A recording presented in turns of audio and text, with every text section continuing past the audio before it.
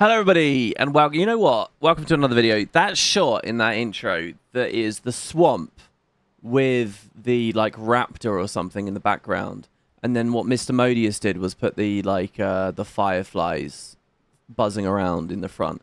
I love that shot. That's like my favorite shot of the whole thing. Yeah, welcome guys. We're failing. We failed. We're a failure. It's over. It's all done. It's all finished. Why is it a failure? Well, I'll log in and show. Uh-oh, not good. Metrica Province. Well, the only reason I ever spawn in here at Metrica Province, which is where the end of the tutorial dumps you, by the way, is if you're in a festival map and the festival is closed. So now the game doesn't know where to put you. Uh-oh, yeah, look up here. We have the objective to catch 5 fish in the Wizard's Vault, but aside from that, by the way, which I never do, I do a lot of the Wizard's Vault, and I never do the fish catching objective. Why is it showing me that, but not the other ones? Yeah, the festival thing on the top right isn't there. I'd love a slight pass on the UI that's up there. And as much as we were crapping on PvP before, I still think that tournaments and stuff should get posted there for all to see, especially if they had like opened up the spectatability of them, like it was in Guild Wars 1. Anyway, yeah, it's over. The festival's done. There is no gauntlet. Oh dear. Yeah, that's a bit of a shame. On the other hand, the gauntlet section, I don't know, it only had a certain value. It had a comparative value, so it would have been nice if the last 3 got on it, sure. But, yeah, we're not going to be able to do that. What I will say, guys, is I continued throughout these episodes. You know, we're nearly a week in now. I kept doing the Festival of the Four Winds, you know, gauntlet on this. And I haven't mentioned this out loud yet, because I kind of don't want to be a downer on the new specs. That's weird, isn't it? But I really don't. But I gotta say, I don't really even value this Catalyst build as that well calibrated or whatever. I absolutely dumpster all of those bosses on Catalyst compared to what we've been doing on these beta characters. Now, some of it's just because I've been making bad builds. A lot of it's unfamiliarity with them. You know, like on this hammer, I've got a lot of buttons, and I know exactly which ones to press to, you know, knock the boss out quickly. But it is quite crazy. Every day I've like done one of these streams. And then later in that evening, I've said, okay, I'll go do my daily now, you know, after reset happens. And I'm like, oh my God, this feels so much easier on Catalyst. Like, so that I'm hoping that we can build something. Once the actual expansion is out, we can really sit down for a few hours off screen and really find something genuinely good. Because right now, this Catalyst build, in terms of like efficacy and smoothness and QOL and stuff, and what I kind of wanted to do was it's way better. And what I wanted to do was demonstrate that to you guys at the end of this. I wanted to do a starting round on the Catalyst, which we saw, but I was kind of talking a lot. And then I wanted to do a do all of the specs, and then at the end do it again like a sandwich, you know. And you guys would have that experience too. You'd be like, oh, that is quite interesting. The Catalyst is doing very, very well.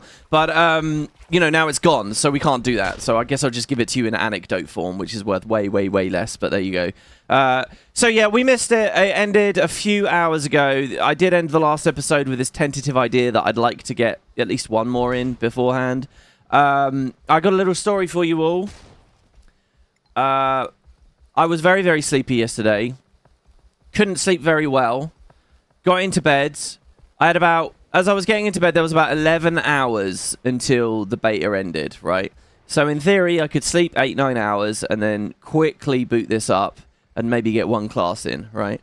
So I'm laying there in bed. I'm unwinding, as I said, I've been doing, you know, watch a little bit of Netflix, 20 to 30 minutes of Netflix, maybe more if it's really captivating. What I was watching was Beef, as I said. I'm on like episode 3. The husband and wife just had an argument about how she masturbates with a gun. So I'm watching Beef. I'm enjoying it. It's quite cool. And I look to my side. I'm in bed. I'm winding down. And there's a giant spider there. Big old spider right next to me. In my bed with me. Freaked me out. You know, I'm alright-ish with spiders. Not laying in bed with me. So I'm like, oh, get up. Suddenly I've got all this adrenaline. And now I've got another job. Now I've got to find the fucking thing. So I see it and it's moving. And I'm like, oh, quick, get a cup, get a cup. I don't have any cups. It's too clean up here. I basically, so I picked up a sort of, about 2-3 years ago, I sort of fell into a habit which has been so useful for like my own personal like tidiness. And I recommend this to everyone, right? If you don't do this by default, because I didn't do this by default through most of my 20s, right? And clutter would always build up, and then I'd have to have a moment where I actively like clean and tidy, right? Anytime you leave a room, this is really good advice, right? Anytime you leave a room, take something with you. If your hands are empty as you're leaving a room, you're doing it wrong, right? And I know it's really hard to form new habits and all that kind of stuff, but really try to remember what I'm telling you there. As you leave a room, try to take something with you. Just have a look. I mean, if you're going downstairs anyway to pee or to whatever, right? If you're going into the kitchen to make some food, if you're going to the living room to do this or whatever, just if you just see if there's something that could be taken with you, and just naturally and magically, your house will always be tidy. Seriously. Like, I never have shit around anymore, just because I fell into that habit. Just always have your hands full. Now, I assume some people just go through life doing that by default because their parents taught them and it's natural and stuff, but it was not natural to me, but it's so good. Anyway, so there's not a cup. So I want to capture this goddamn spider. There's not a cup. There's not a coaster or a bit of cardboard or anything for me to pin it under anyway. So I'm, like, scrambling around. I'm getting my clothes on because I've been in bed, right? I've got to get my clothes on to run to go get a cup. And I just as I'm even thinking about this, I'm looking at the spider, and it crawls across the bed towards my pillows and down the side of the mattress. Near my pillows. Near where my head goes. So I'm like, fuck. All right. So I go get my cup. I go get my coaster. And I realize, well, I actually got a coaster because I was deliriously tired. But a coaster's not good. It would have been too thick. I needed some cardboard, really. But I also got my vacuum. So now I'm there. I'm stripping the bed. I'm getting the pillows off, the pillowcases. I'm stripping the duvet from the sheet. Or the comforter, as Americans would say.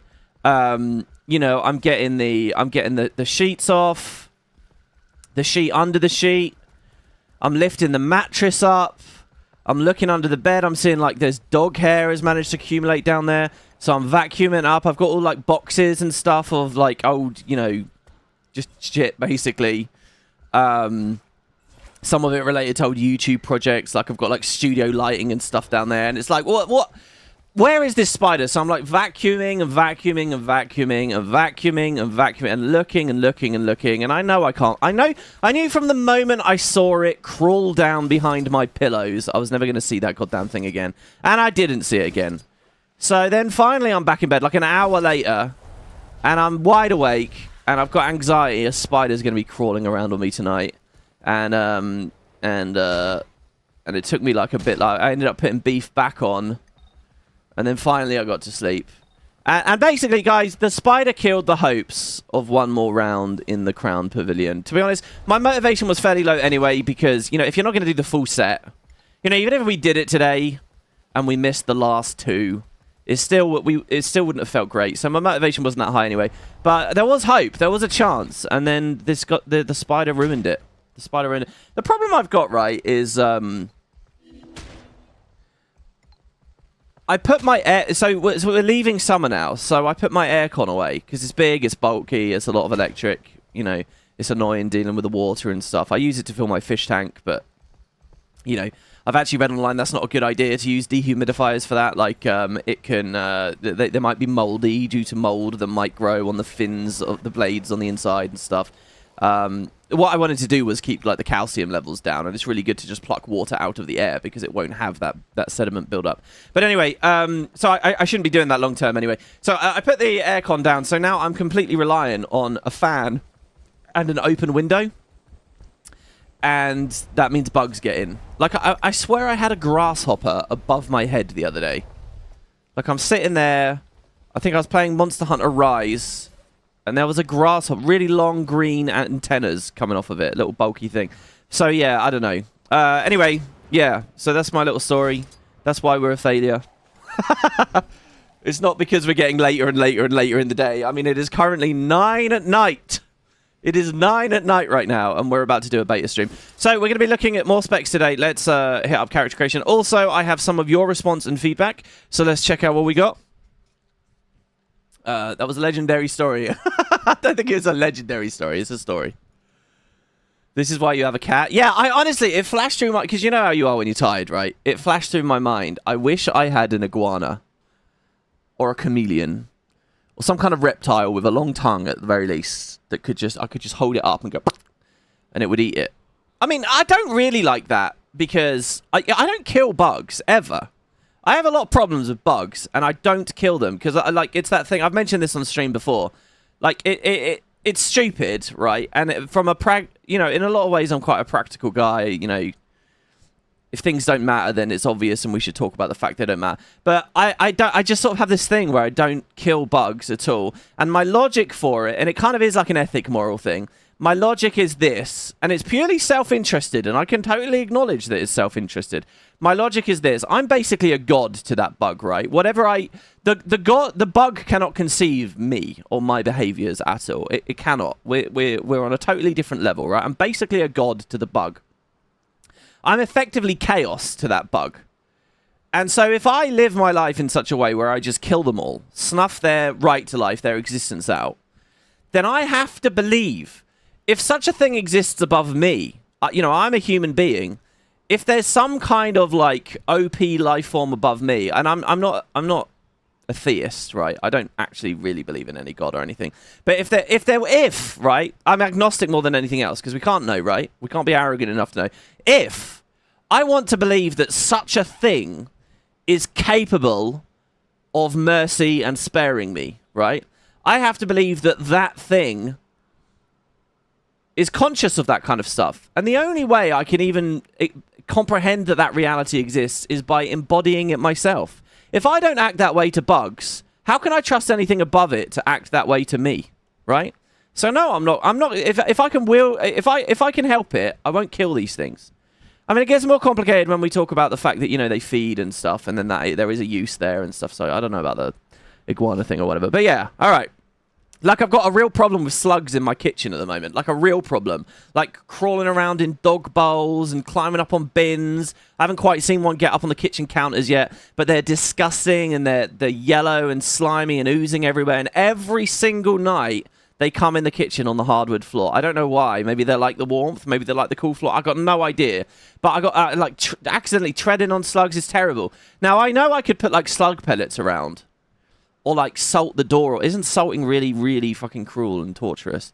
But I'm not doing any of that stuff. I'm just like, well, hopefully they'll go away when the season changes, Yes.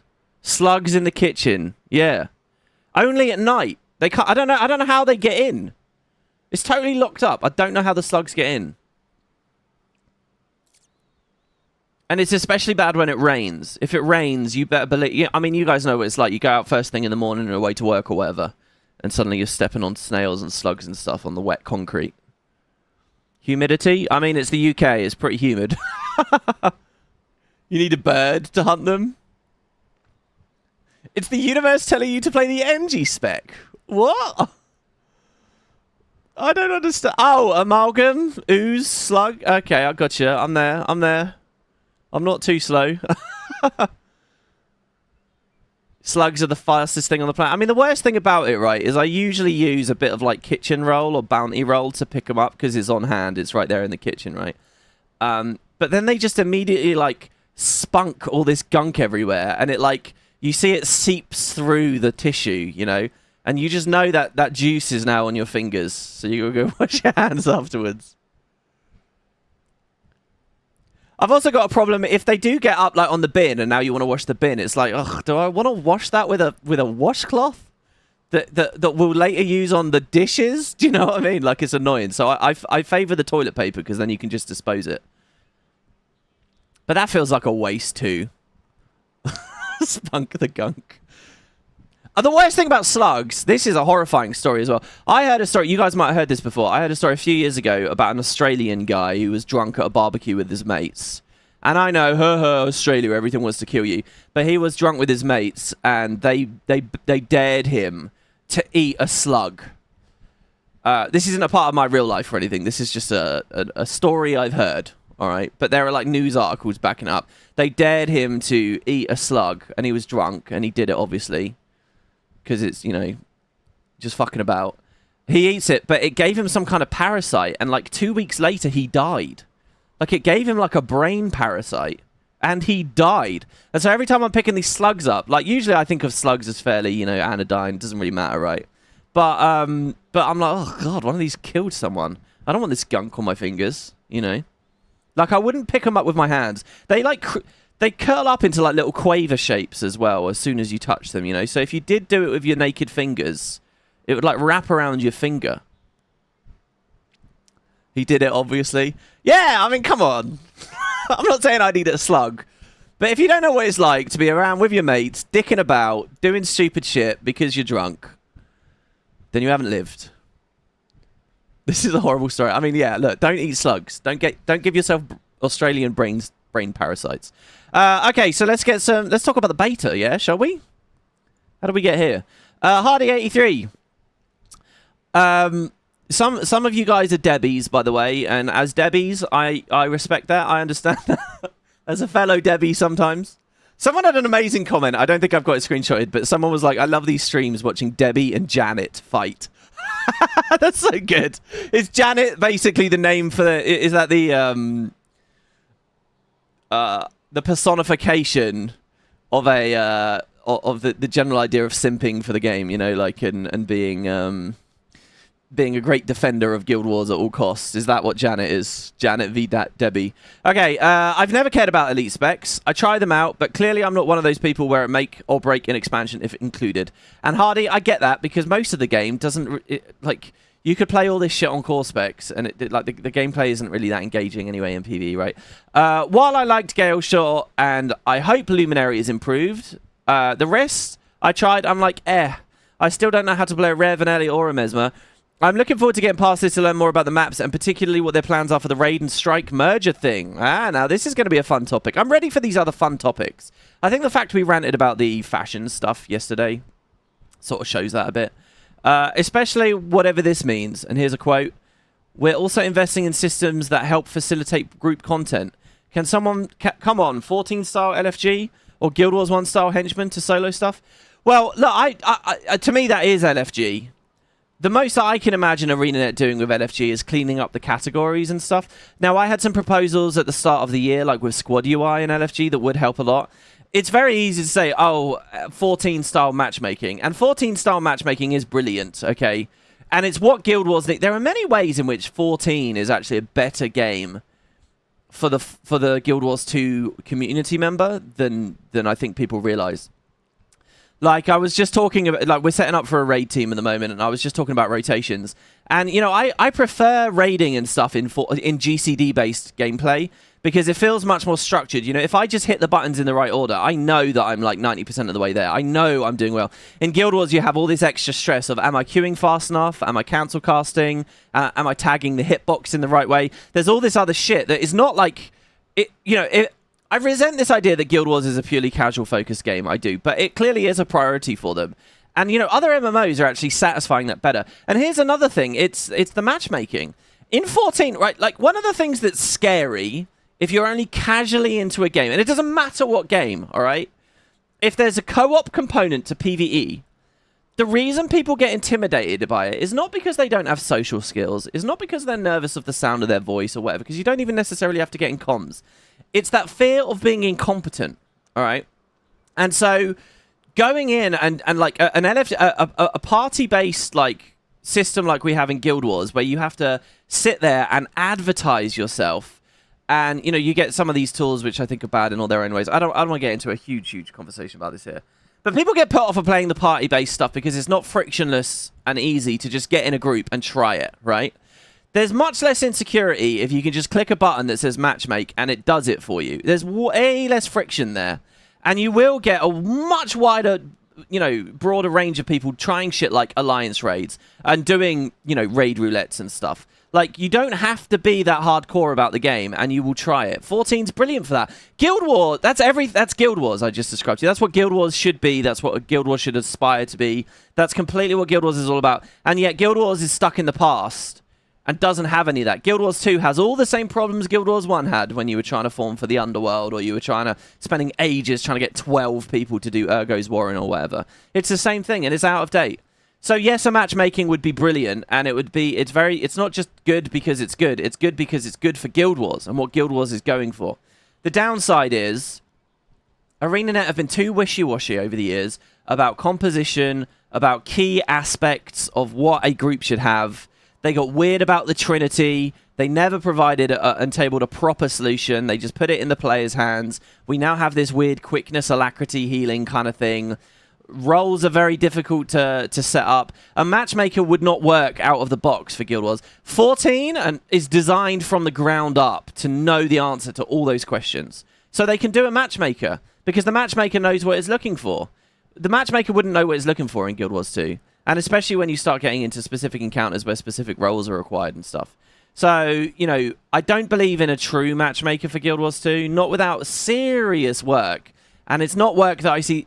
And it's collaborative work between, like, the systems teams that would build this stuff, but also, like, the balance teams, right? And the content design teams that are actually making the end game content. They all need to collaborate and have a rock-solid idea of what, like, party comps are, how they get applied in content, and stick with it forever, and then you can build a matchmaker.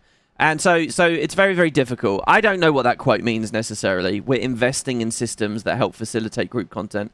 There are some low-level ideas they can go for. Letting the player base define their own roles on an encounter-by-encounter basis is something.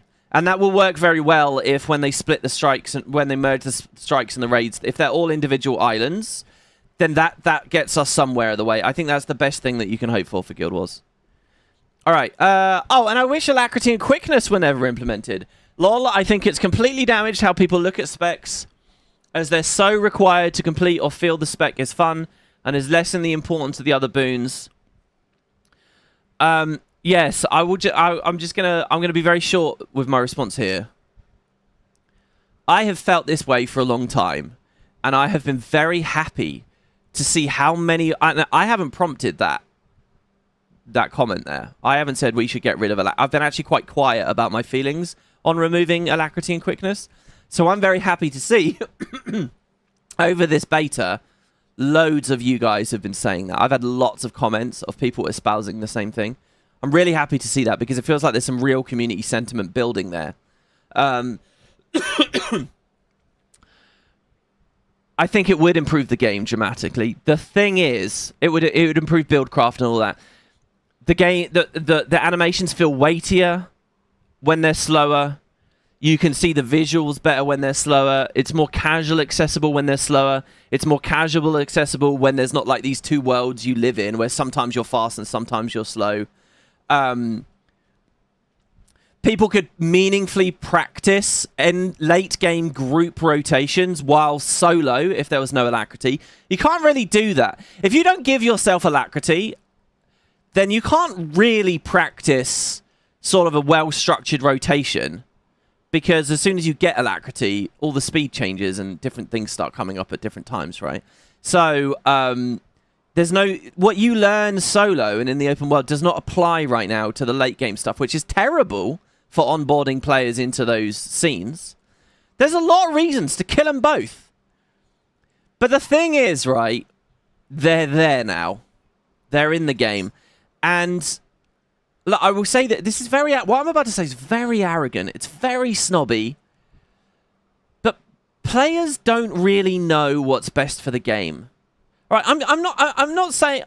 I'm not just sort of guessing this. I'm saying this after 14 years covering this game, reading comments, watching the Reddit, being engaged with this community, right? And watching other... Just playing games as an adult, right?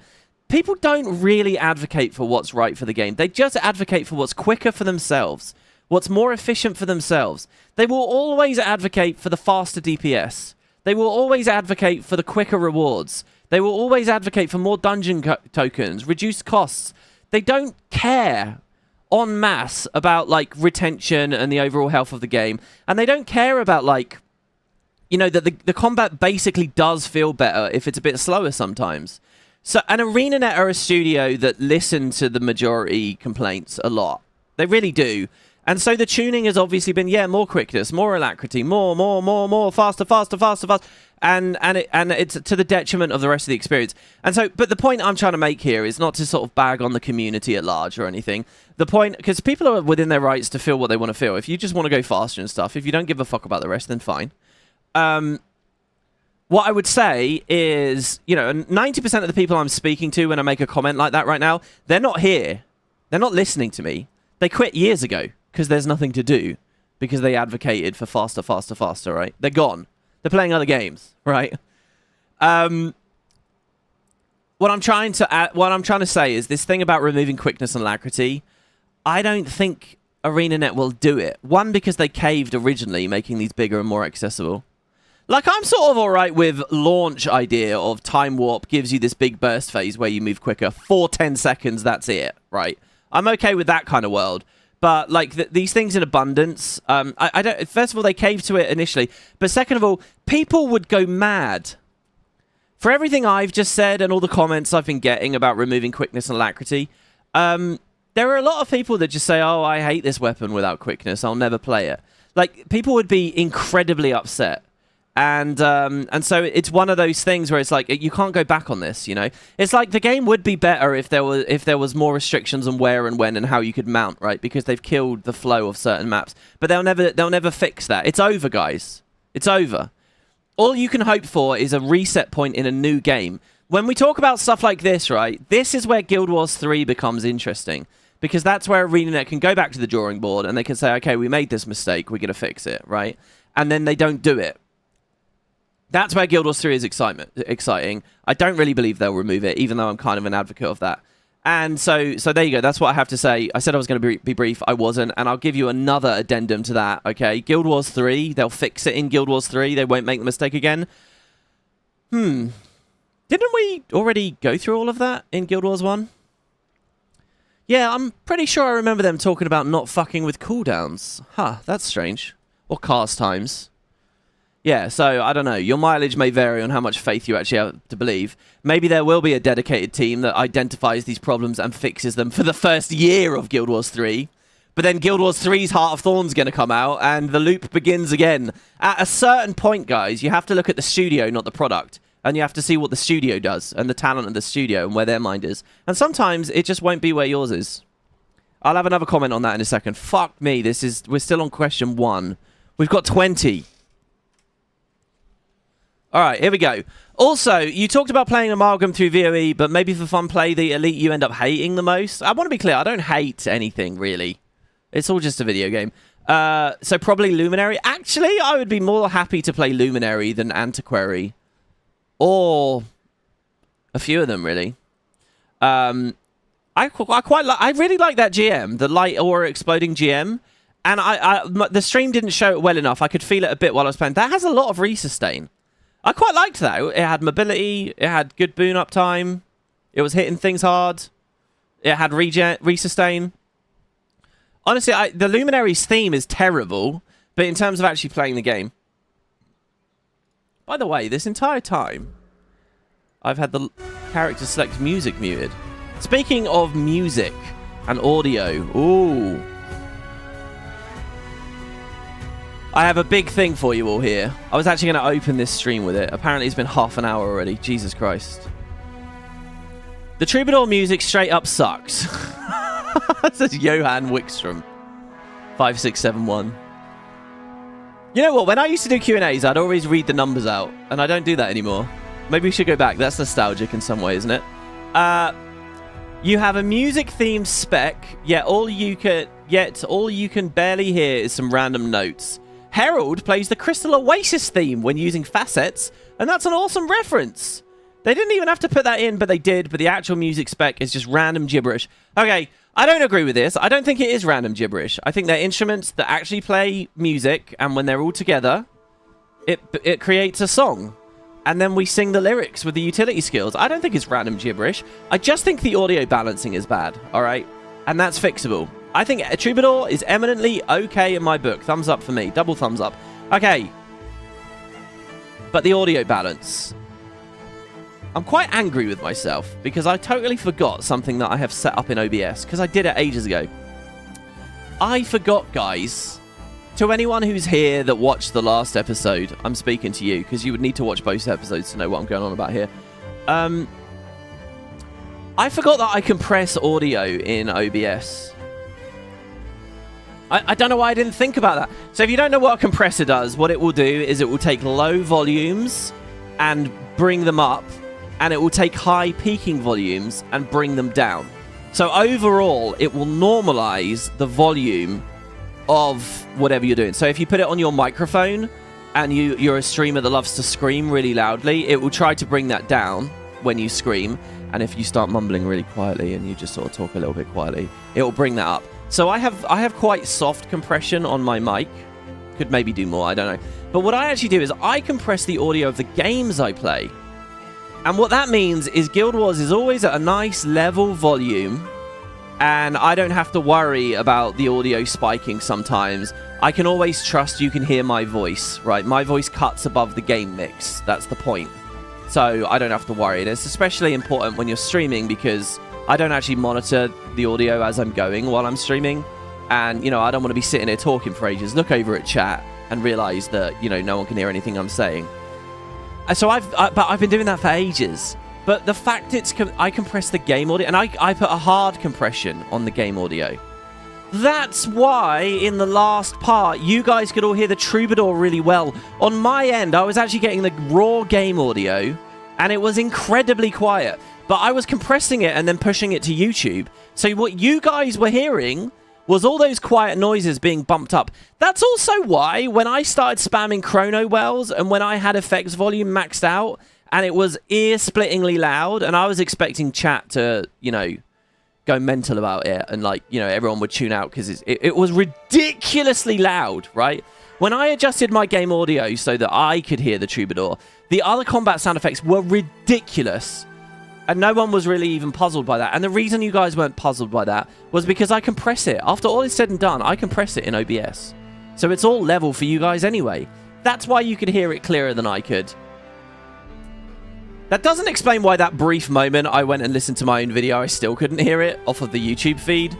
But maybe I just picked a bad moment. But yeah, I'm an idiot. So trust me, guys, go in game, play the beta. It's still up for a few more days, like 3 more days or something. Check out what you think about the Troubadour. And look, I'll just say, by the way, compression isn't magic. Once you have lots of things together, it can't fix the fact that the Troubadour sounds will get drowned out, right? That Troubadour music will always be quieter than the sound of the Etin smash or a weapon swap or the clarity icon or anything like that, right? Everything else is louder. Like, it can't fix that. It just tries to normalize all the volumes. So if it's getting smothered under all your other sound effects, it will still get smothered under all your other sound effects. So yeah, it's bad, but look, that's the only issue. Surely Arenanet can fix that. Listen, if Arenanet don't hit that up, I'll be pretty miffed. The thing is, I don't know. I haven't been looking at anyone else's feedback. I've not been on the forums. I've not been on Reddit. I don't know. Is this a common complaint about the Troubadour? Hopefully it is, because I'm not foolish enough to think they're watching any of this shit. If I was at Arenanet, I wouldn't be able to watch any of this content. It's way too, like, nitpicky. But anyway, this isn't a nitpick. I think that's a big bit of feedback. So hopefully they improve that for the beta, for the actual release. But aside from that, it's not gibberish. I think it's quite well designed. Zuhang, let's get through some comments quicker here.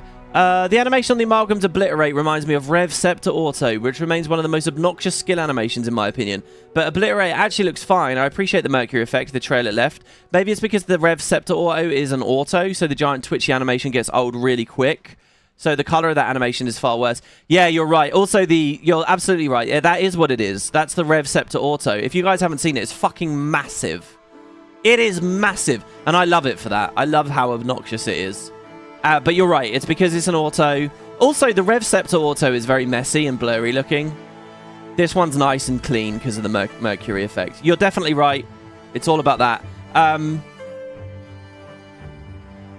When I get my next PC upgrade, if we can fund one, I'd love to do a funding drive in about a year and a half. And hopefully we can do it. If I get a really good CPU and a really like a modern CPU and modern GPU, I would love to do open world Zergs where loads of people, with no culling, no effect LOD, where people are rev scepter autoing, like loads of people. I think that would look insane. I think that would blow up people's PCs and it would look ridiculous. That is like the biggest auto attack animation in the game, I'm sure of it. But yeah, well spotted. It's a reconstituted rev scepter auto. Old Brum says, the Troubadour is not for me personally, but now that I know the instruments are actually playing music, it's a 10 out of 10. That was the only thing missing from what I could get from their stream. Yeah, I feel much the same as you. I don't know if I'd go all the way up to 10 out of 10, but it hits the fantasy. When I watched their stream, I thought, what the fuck is this? This is not actually a bard. This is not anything. It could be better, but now that I've played it in game, now that I know that music is there, and with the caveat that hopefully it gets bumped, I think it's all right. I think they did a good job. At least Arenanet has more time when it comes to fashion templates because that feature will be one of the post patches for VOE. Likely the first patch since it's the storyless but feature heavy one. So they do have time to do some polishing. The raid strike unification also seems to be a feature for post patches. They stated in the Visions of Eternity reveal post that in 2026 raids and strikes will be unified under the same structure. So fingers crossed for some actual tuning on the old easy ones. I mean, that would be amazing as well. If they tune up the old strikes, holy shit, that would be good. Especially the Icebreed Saga ones. Because there's a lot of cool things there. They're just hidden under the power creep. So here's a really long comment here. I talked a bit about build templates. Now, this is not the only long comment I had. I had another one in Discord, which actually, sorry, so we're responding here to Hayingman4638 on YouTube. The response I got on Discord was actually a lot more convincing and a lot better, I have to say. But not to be too, dismissive of what Haying said here, but let's see what Haying says. Hey WP, I'm not sure if you see this, but I've lurked on your videos for the longest time. That's really cool, man. I lurk on videos too, so anyone out there? Hello. Because I love how open you are about both the positives and the negatives of Guild Wars 2. I'm definitely a cynical vet, but many times your opinions and takes snap me back into reality about how unfair my criticisms can be with the day. Thank you. That's like ambrosia. You're like injecting ambrosia to my veins there. Thank you. That's lovely. All that being said, I really feel strongly about the build template system, and I just want to share my thoughts on why I'm so cynical of fashion templates. So build and equipment templates in Guild Wars 2 are easily some of the worst design I've seen compared to other large-scale buildcraft games. I'm a long-time Destiny 2 and Warframe player, and even Destiny, a game known for milking cosmetic microtransactions, has a better build template system light years ahead of Guild Wars 2. So by the way, I personally, as WP, I've never played Destiny. Well, okay, I played one of the betas and it was awful. I think the Destiny 1 beta, maybe. And Warframe, I haven't played likewise. I have played Guild Wars 1, which has a very good buildcraft system as well, and not monetized and so on. So, like, I get it. Other games do better. So, reasons. Guild Wars 2 does not have have templates. It has loadouts. Why? Why can't we change traits or gear without it affecting the template that we have saved? You should be able to select a template, change your gear, and not have it change the template unless you overwrite it deliberately. And then he says, well, hold on, it does have templates, though. That's the library. It's just clunky how they interact, but that's clunky due to incompetence, not monetization. Anyway, build templates are not infinite. Why? When I can copy build codes in Notepad using add-ons, why is this QOL not built into the game? Answer is so that they can milk more money from people trying to get this basic QOL. Text is not difficult to save. And if they wanted to, they could provide the player with dozens of templates easily, or even just build an in-game system for storing build codes. Okay, on this point, I agree completely, all right? I want to be very clear here. I agree that it's absolutely right to be cynical, and it's absolutely right to be upset about the build template system with the library that they added. Because, it is just text. It's a tiny bit of data. It's ridiculous that they sold that. I mean, and I know the gem store doesn't mean real-life money. It can mean in-game play too, and I think people always like to forget that. But still, that was ridiculous. That's insane.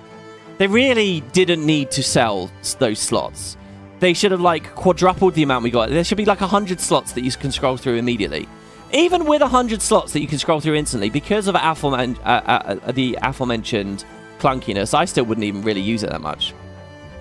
But again, as I mentioned on the other stream, you get them for Astral. You get them in the Wizard's Vault now. In fact, I can buy one right now, like I said in the last part. that's a valid criticism for launch Icebreed Saga. It's not a valid criticism anymore. Astral Acclaim. Like, look at the shop for the Astral Acclaim right now. I have nothing to buy anymore. Nothing. And it's still, you know, so I think this has kind of been a bit of a longer season, maybe. But, like, it's very easy for me to just buy this. Right. Like, to me, that's in-game. All of it can be in-game, if you like. That's just like a daily incentive now. It's not a valid criticism anymore. But yeah, that was an overreach on the monetization. That was pushing it way too hard at launch. And I totally agree. That element of build templates was ridiculous. Next, why are build, storage, templates, and equipment not combined into one system? It would be more intuitive. The answer, once again, is maximizing microtransactions with triple monetization. And let's be clear here, Arenanet knows how many people will buy the crappy build storage because they literally don't know better. Well, there you've just repeated the same point about the library again. But I think it's fine to have... Well, no. No, I think you have a point there as well. I nearly always... I don't know, this is more control for me as a player. The fact I get a left column and a right column. Bundling it all together... I don't know, maybe sometimes I want to stay with the same, you know, generic Zerka set, but I want to just, like, change a line or something, and I just quickly toggle the box. This is more control for the player. It does also mean they could sell them separately for gems. I don't know. I don't know about that one. I get why people might be miffed. Why is any of this character bound instead of account bound? People would be so much happy with the system with the change if they made it account bound for an increased gem cost. But once again, it comes down to Arenanet maximizing profits. Yes, look, we all get it. They were maximizing profits. That's exactly what I said in the last part. They didn't have any money anymore. They had no money. They weren't making expansions. They didn't have a sub fee. They needed something long term that they could get money from on the gem store. That's why it's character bound. They needed money. They're not leprechauns that summon magic pots of gold at the bottom of rain. That was the monetization. That's what it was. And if they made it account bound, then people would just buy them and that's it. It would be over. But if they make it character bound, it goes on forever. So, like, we all understand this, right? Like, again, I think it just comes down to how much sympathy for the fact do you have that they had no money. Remember that a third of the studio had just lost their jobs. That was it. It was the end of the road. Game over, man. Game over. They didn't have an expansion to sell. What they could do was make effectively a living world release and try to get a good feature in there.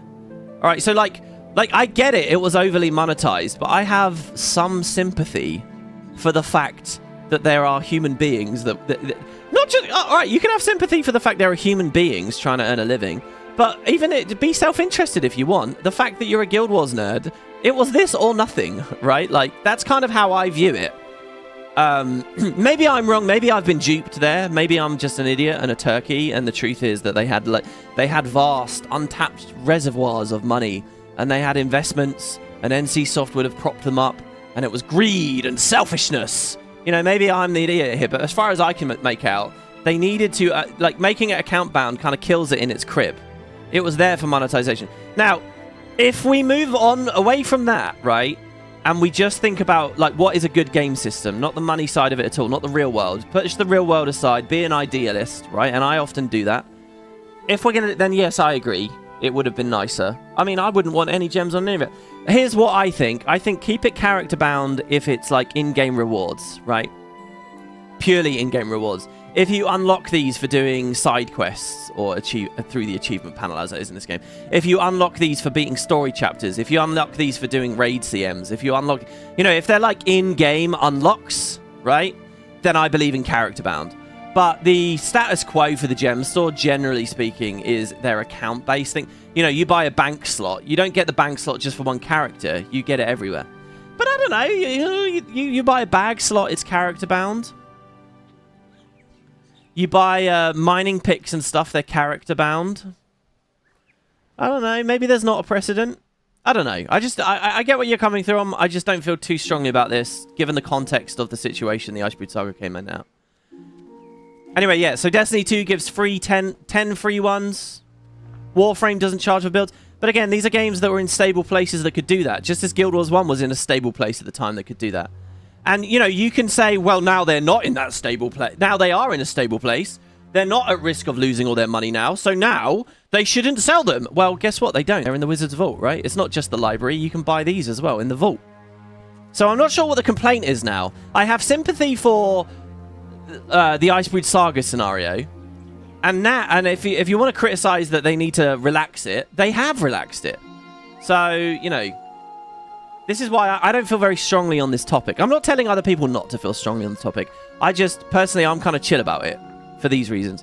For a game that wants you to multi-game mode, why is this system not separate among PvP, World versus World PvE? That would have been nice as well. And in fact, they sort of took it away, didn't they? That was a very valid criticism and remains as one to this day. Because you effectively did have templates already, right? You had loadouts already. They were just sort of like sneaky. You know, you'd make your build for World versus World in Lion's Arch, load into World versus World, and now it's all wrong because it's hot swapped you. Arguments can be made for the Wizard's Vault. There you go. Give them free templates, but it's not only 2, it's over time. I've scratched the surface of why I think the system's bad, but hopefully it gets my points across. Templates were intentionally designed to be bad in order to maximize profits. Look, I totally acknowledge that it was compromised for profits. It definitely was, yeah. It kills so much fun for me trying to experiment with new builds because I just don't get the time... Because I don't have the time for full legendary armor. Well, hold on. Okay, so here's the thing. That's not the templates. No. You don't... It's not the templates that are the problem there. It's the fucking legendary philosophy. Alright, I've said this over and over and over again. Alright? It should... Legendaries... This is Arenanet going back on their own philosophies. The Guild Wars 1 philosophy and the initial Guild Wars 2 philosophy is that legendaries are for cosmetics, not QOL. You aren't getting an advantage from legendaries, and it's so fucking stupid to think that just comes down to like stats and rat race. Oh, because the legendary doesn't give me 150 power instead of 141, it's fine. No, legendaries shouldn't be giving perks of any kind, especially not QOL. The problem is legendaries. Gating all this shit, the free customization, the free transmutation stuff to the legendaries is awful and has always been awful and has always been a slap in the face to what this game is about. And yet people in this community have greedily eaten it up. Oh man, it's so good. I love it. No, it's bad, all right? It's not the build template system there. It's because what you should be angry about is the fact you're locked out of a fundamental feature because you didn't grind for thousands of hours, all right? That's what you should be mad about. That's not Guild Wars. And yet we all just sort of sit there and say, oh, there you go, that's fine. It's terrible. And it's another thing. It's like, I wonder what route they'd go with Guild Wars 3. I've always been very ardently against that, and it annoys me that people don't even like. You're mad at the wrong thing there. So anyway, there you go. Rant over, and there's my rant in response. And again, just to be clear, let me scroll up, scrolling up. Where the hell is it? Yeah, Broken in Discord had a very good, very convincing thing where he talked more about like bugs with it. And they were late doing their tutorial video and stuff. Broken felt very strongly against them as well and had a good message. So look, you know, I get that it's a mixed bag. Personally, I'm not too fussed. One of the reasons I'm not too fussed is because I have all legendary. Ain't that great? Okay, Justin, this is nuts. This is supposed to be an elite spec stream. Justin, interesting. Oh, this is just a funny one. Interesting points. It's always good to see different perspectives on how AI shapes online conversations. Yeah, I find it interesting too. We actually had a whole comment chain of people just doing AI comments to each other the other day. Personally, you wouldn't grind for weeks if it was just for aesthetics. That's fine. I get that as well, right? But that's not Guild Wars, right? Like, I play other games for that grind mindset. I play other games to keep getting progression. I prefer the rat race. I really do. But, you know, I understand what this product was and what it was trying to be. It's this wishy-washiness with Arenanet, you know? Like, if it's a big buildcraft game, then why are we locking this stuff off behind so much progression? You know, that doesn't make any sense. If it's not a big buildcraft game... Which is it? I don't know anymore. Random call for help. This was a sad one. This was... no, this wasn't a sad one. This actually just fascinated me. So, Slither Ben, check this out, guys. Random call for help here. It's always a bit nervy when you read a message like that, isn't it? Oh, God, where's this going? I'm sad. Because I don't like this game anymore. I miss it, but I don't like it. Here are my reasons. I loved old Chrono and Mirage, and I played them both religiously. Well, what aspects of them? I don't know what... Does he mean distort share Chrono? What? Giving quickness and a lag? I don't know what he means. But, okay, neither are coming back. So every moment of combat makes me sad. Second, I desperately... This is the bit that fascinated me and sent my eyebrows off the top of my head. Secondly, I desperately miss Timey, Blish, Goric, Aurene, Bram, Ritlock, etc. I spent a decade with them, and they're gone.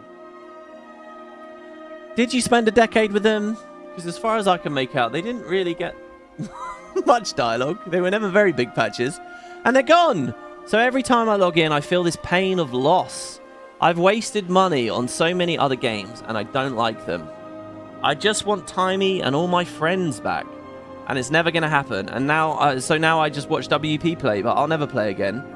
Bet this is how Guild Wars 1 people feel. It's just tough. Bangladesh said you should try to move on. Got a lot of responses. This is really interesting. I think this is a brilliant comment because I've always had a vibe that like there are people out there that really, really care about the characters. So like for me, I know it's tacky to kill characters off for no reason or whatever, but I think that good high drama does come from stakes and does come from the fear of character death. And I do think that doing something like killing Jenna can push the world building and the state of Tyria in interesting directions. I believe death should be on the table for our characters. I really do. And I think it's cowardly to hide from that. I think if you're making art, if you're telling real stories, you have to tamper with these people's lives. You have to injure them. You have to chop their arm off like Reborn lost an arm in A Realm Reborn, right? I think fake-out deaths are extremely tacky, which 14 does a lot of. But I think you have to get there. I think you have to shake the tree, all right? And you have to let some coconuts fall to the floor and crack, all right? So, you know, Timey had this terminal illness. Fucking let her die. Not out of any hatred for Timey or whatever, but because it's drama. And you have to believe in drama, and you have to be confident and do things. So I believe in this stuff, but there's always like this pushback, right? There's always like this, no, can't do that. Ooh, fan favorite. So Arenanet have done like this sort of anemic storytelling for years because they don't want to fuck people off. Because Air went down really badly, right? But the problem wasn't killing Air. The problem was the build-up to killing Air. The problem was Heart of Thorns didn't have enough material. So anyway, there's always been this thing like, oh, they can't do it. And I've been thinking about how many people really are out there. But here we see it perfectly. Here's a person who really connected with the characters, really deeply connected, misses them like they were real life friends. And like, it's this person that has driven the kind of storytelling we've got. And so Arenanet's answer to that is to just sunset characters, right? Like, we have... Timey's still around. She's just not on screen, right? You know, and sometimes they might come back. So, like, Ritlock will come back. He's back next X-Pack, but who knows, right? So, I guess I just wanted to highlight this, really. This is a call for help. I don't know how to help you. I would say, I mean, is that parasocial? It is parasocial, isn't it? I think you have to be very careful about parasocial relationships. Including your one with me. Right? Because this is a one-way friendship, and we always need to think about that. Because I don't know you, I don't know, and I'm speaking to everyone right now. You guys know me somewhat, but I don't know you. And it's like one, you know, they are just virtual characters. You've got to be a little bit careful of that. But yeah, like bringing them, is it enough for you that Ritlock is back in Visions of Eternity? Is it enough? I don't know. You'll have to tell me. You say, I bet this is how Guild Wars 1 people feel. I don't know. Guild Wars 1 didn't really have any good characters. Like, none. Okay, Nightfall had some. But everyone else was on screen for too short of a time. And the ones that were around a lot, like Devonna and co, they were more like... it was more like... what's the word I'm looking for? They were like cameos more than anything else. It was like a cameo that Devonna was standing around in some outposts. And technically there for the later stories. Rip Big Nose Ted. Yeah. So yeah, I don't know. I don't know. And I hope you're alright. And I want people to play it. I want people to play the game. But it's funny, that was illuminating for me to see, you know, just losing the characters was enough. As for the build part, I don't know what you miss about Chrono and Mirage now. All right, Baron says, in relation to the mini rant about PvP, I wish PvE felt like PvP. Me too. Absolutely, yes. Because it's the best gameplay, and I want that in PvE. Definitely. Guild Wars 2's combat is absolutely brilliant when it's dynamic and reactive, like in PvP. Heart of Thorns was and all the elements of Buildcraft matter. Heart of Thorns was the closest we've got, and I've been wanting that difficulty in the open world back ever since. Also, I've been playing Missile... Okay, so just to respond to his first bit, yeah, me too, but remember, everyone hated launch Heart of Thorns. It was too hard. And it didn't go... And they immediately U-turned on it, right? It was too difficult. So you... Again... It's a two-step process. We can't put the cart before the horse, right?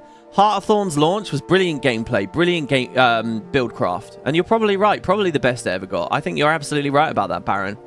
But a huge amount of people, especially lapsed returning players, struggled too much with it. Arenanet got cold feet and killed it, okay? So there's a two-step process to resolving this. The first step is you need to figure out why the majority are not engaging and loving it to the level that, you know, the Barons out there are, that the WPs that are out there. And the reason is that we're more engaged with the game than them, and we took the time to learn more stuff.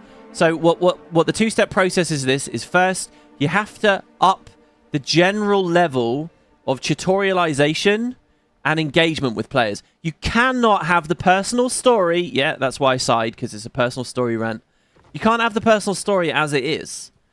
You can't teach people for the first 60 hours of the game that it's okay to wander around spamming 1-1-1-1-1. You just can't do that. Because they'll think that's what the game is. You're teaching them a certain way to engage with a product that will cripple. The second you crank it up after, they're going to be lost. They're not going to be in the headspace for learning anymore. They're not going to want to learn anymore. They're just going to want to keep going with whatever they had. Those first few hours are the golden hours. Those are the moment. Teach and train your audience how to engage with the product, all right? And the personal story does not do that. And the early open world does not do that. So you get a bunch of players that don't really know how to respond when the pocket raptors nuke them. They don't really know how to think about protection. They don't really know how to think about blinds. They don't really know how to think about CCs. They don't have any of that information because you never asked them to have it before. And now you've just thrown them, like they're driving in a car and you've just given them a brick wall. What you need to do is slowly ramp them into it, and then they'll learn to love it. And this all gets compounded when they're lapsed players, you know, that quit in 2012 and have come back in 2015. And it's just not going to work. You know, I remember when I went for Heart of Thorns press, I don't know why I'm nervous about saying this, whoever it is isn't around. I met various devs, and I remember I met a dev, and you never know what it is that people did. And he said, oh, hi, yeah. I said, oh, what did you work on? What did you do? And he said, oh, yeah. And he was really proud, and he was really excited. And he has every right to be, right? Because the coding and everything was obviously immaculate.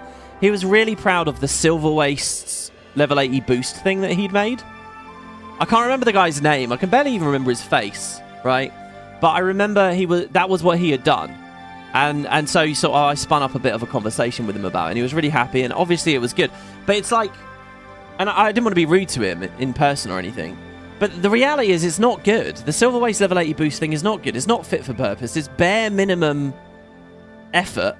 It just dumps a bunch of like exotic shit on you. You know, if you're a lapsed player that hadn't really learned anything about the game, and that's what you had on your new rev or whatever, and you ran into Heart of Thorns, you have a miserable experience, right? This is why the tuning of the Heart of Thorns stuff was a problem. It was actually brilliant. The thing itself was great, and it was really good PvE, and I want it back too. But, you know, you can't just have that. You need to do this other stuff, right? And Arenanet have made no sign they'll ever put that energy into it. So yeah, the result is we get this wave of elite specs that we're talking about and looking at and having fun with here. And it's like, oh, look at all these toys. None of them matter, right? And that's a sad thing. But it all goes back to the personal story. I'm sorry to say it over and over, but it fucking does. Or not just the personal story, but you know what I'm talking about. And this just thing of like, oh, we're just going to abandon that whole area of the game. You know, we'll do the this random bug fix, but we want players to just zerg away from it. We won't encourage them to go back, you know. Like, there are other games, like, you know, when you look at ARPGs with leagues that ask you to replay through it, you know, they embrace those areas of the game. MMO should embrace those. Arenanet used to talk like that when they justified the no gear treadmill and stuff. But then they don't play into it. All right. Also, I'm currently... And this was just interesting. This second comment here from Baron. Look at this. Also, I'm currently playing Mr. Pandaria Classic at the behest of my friends. And it's just making me want to play Guild Wars 2 again.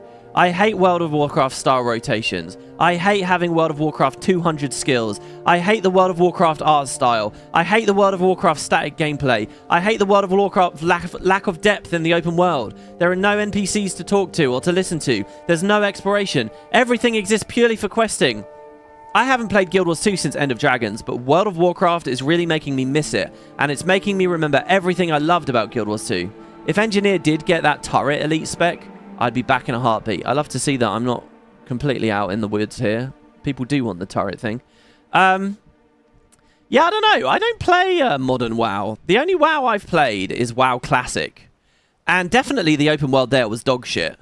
Here's a funny thing, though. While I was playing Abiotic last night, I spoke to a friend about this. I actually quoted your comment to a friend in private last night. And he plays a lot of WoW. He plays some Guild Wars 2, and he goes back and forth with WoW. And he said he didn't really agree with this stuff about the map. So I wonder if there's a thing where Guild Wars 2 maps, open world maps, are sort of on a downward trend, and World of Warcraft ones are up. And I do think Guild Wars 2 open world maps are on a downward trend. See everything we've been talking about with mounts. So yeah, it's interesting. I don't know. Look, on that fateful day when we finally beat Endwalker and Dawn Trail, and we look into ESO, maybe WoW Retailer's on the list somewhere. In 2050. Honestly, a director's cut would be a great way to visit your old map, says Dre Dredgy. I think the only thing they would have to figure out is how to price and sell it as a package.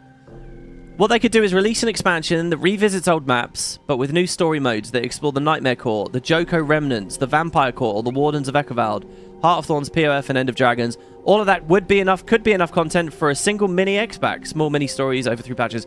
Yeah, I love this too, but the thing is, I wouldn't advocate for this at the cost of further stories, right? Like, people don't want to go back.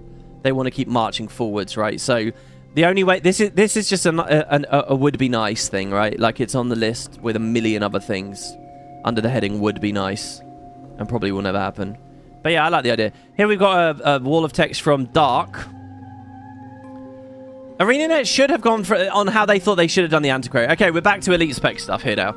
Arenanet should have gone for a gambler spec based on cards with a similar weapon set like the Blade Sworn, with one weapon set that you choose what you want, a second where you would choose your main hand, but the offhand would be swapped out for a hand of cards.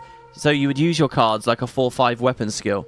They could have made... And by the way, weapons, I got a comment from Mike in a second about weapons. They could have made a call F1 to F4, where F1, which has a similar cooldown like Steel, has you shuffle the deck with the discard pile. F2 discards your hand and redraws it, and 3 and 4 discards 1 and redraws it. Weapon skill 4 and 5 are the actual cards. Cards could be divided into offensive and defensive, like artifacts. You'd have a trait that discarding 1 would damage or heal you. The double-edged drawback could be incorporated into the cards. For example, I have a card. So basically, it's just their idea. Look, this is cool, but it doesn't really work as a wall of text. I'll tell you guys what. What you have to do is do art with these. You have to, like, you know, AI generate a bit of art, make some icons. Go to that shaman's website. He has a tooltip maker. Make a tooltip, like I made my little Evoker tooltip the other day. But yeah, I do believe there are a lot of ways they could have done it better. Antiquary is at the bottom of the list for me right now. Ty Dudify. Sorry that I didn't give you a longer response there, but, you know, let's be real. It's been over an hour. Hearing you talk about the early devs made me realize how much I missed that. When the game was first coming out, they had such strong ideas. They had very clear rules for every change they were making, and it seemed that they had prototyped and tried different things. Now, listening to the Dev Elite spec streams, everything's very wishy-washy and malleable. Like when they were talking about distortion share on the Troubadour Elite, they brought up how it might get removed. Things like that happened quite a few times in the streams. I get balancing numbers afterwards, fair enough, but the fundamental design, I'd rather them have concrete plans and hear them say, this is what we're doing, this is the reason why, and this is how we're making it work. It feels like the devs used to be the ones shaping the game, and now they're just playing within the existing toolbox, which is not as exciting. Okay, I have two responses to this. One, yeah, I agree, it sucks, and I'd like to... You know, I've always seen the studio is like the adults, the community are like the kids, right? At the end of the day, it's the adults' job to tell us what we're doing and why we're doing it. And then the consumer decides if they buy into it or not. This thing where they're like sort of meekly following along is just, it's chaos. I don't like that, right? I agree with you completely. What I will say though, all right, to defend the modern devs and to be a Debbie about the classic devs, right? Who, by the way, I view as the same people largely, right? They were still very wishy-washy. I mean, you opened this saying they had strong ideas, right? In some places, they had strong ideas, right? They really did in some places. And again, I want to do a video reading one of these old blog posts for you guys. But in others, they didn't. All right, I can promise you, they didn't have a fucking clue what they were doing with dungeons. Not only did they release buggy and eminently skippable, right? But, like, the balance was just not there. They had no idea. They were just seeing where the chips fell. It was exactly the same. In terms of, like... So, like, they had blog posts where they talked about, oh, we're doing away with the Trinity, right? But they were very fuzzy about it. They would have, like, one sentence that talked about how an Ellie could tank in Earth for a second, and then swap to water when it got dangerous and heal their allies, and then swap to fire to start doing damage, or air to do CC. On the fly, you would dynamically swap around. They talk about that with Ellie, right? As though there is no Trinity because everyone is dynamically swapping all the time. But then nothing of that design made it into the game. Like, the idea that there was item nomenclature built into the items, like, you're either a cleric build or a soldier build or a, you know, a berserker build, right? You're not all three at once. That Ellie isn't doing what they're talking about. That never made it into the game. And likewise, before the game came out, they would talk about doing away with the Trinity in that way. And then they'd talk about doing away with the Trinity because it's like, oh, every class has the capability of doing one or the other or the other. So there is still a Trinity, except we're changing tank to the word control. There is still a Trinity. It's just every class can flex into every role. And it's like, well, what do you mean? Do you mean real time or do you mean just at a buildcraft layer?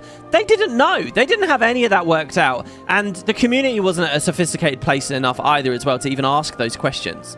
They were just as bad, right? With stuff like this, Arenanet never figured this shit out. They had some wishy-washy, bold ideas about breaking the Trinity that they did not do the meetings on, that they did not do their homework on. And that was one of the things that captured people about the game, and it led to so many issues, right? Healing was, like, not viable, remember, for, like, years. It was only around when the Silver Waste came out. I very clearly remember, like, getting benevolence and stuff in the Silver Waste, where it finally felt like it was a bit more of a thing.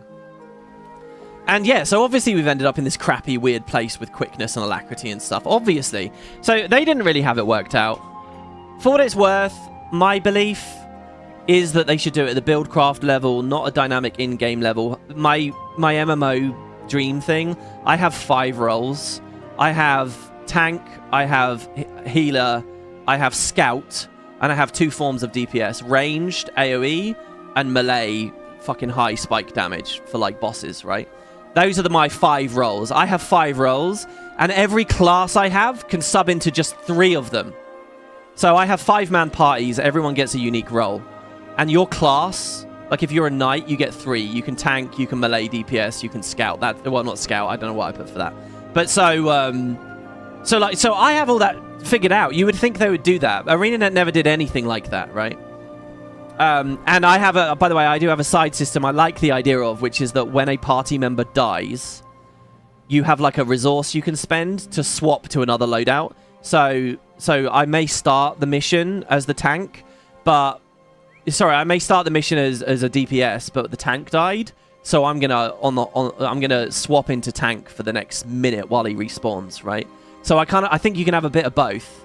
But there's a lot, there's a lot to talk about there. There's a lot of really fun design there. There's so much interesting shit. And Arenanet didn't do it. Maybe they will for Guild Wars 3. Who knows? Anyway, sorry, not to get too wanky about stuff that doesn't matter. Blade Runner 2006 quoted me at 1 hour 40. It always disappointed me how unnecessarily abundant some boons are. Vulnerability and might, for example, basically come automatically to every group. There's no point in even worrying about them. They're just visual clutter. You might as well ignore. Yeah, absolutely agree.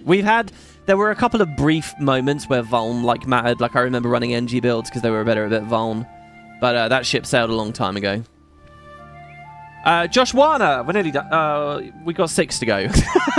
Josh Warner says, Paragon really feels like they're playing it way too safe so that it doesn't end up broken, which takes a ton of flavor out of it, leaving it a bit limp-dicked. The state of the beta spec should have been balls to the wall, all training wheels removed, and made it really interesting with a lot of what you were suggesting, then reel it in as necessary for launch.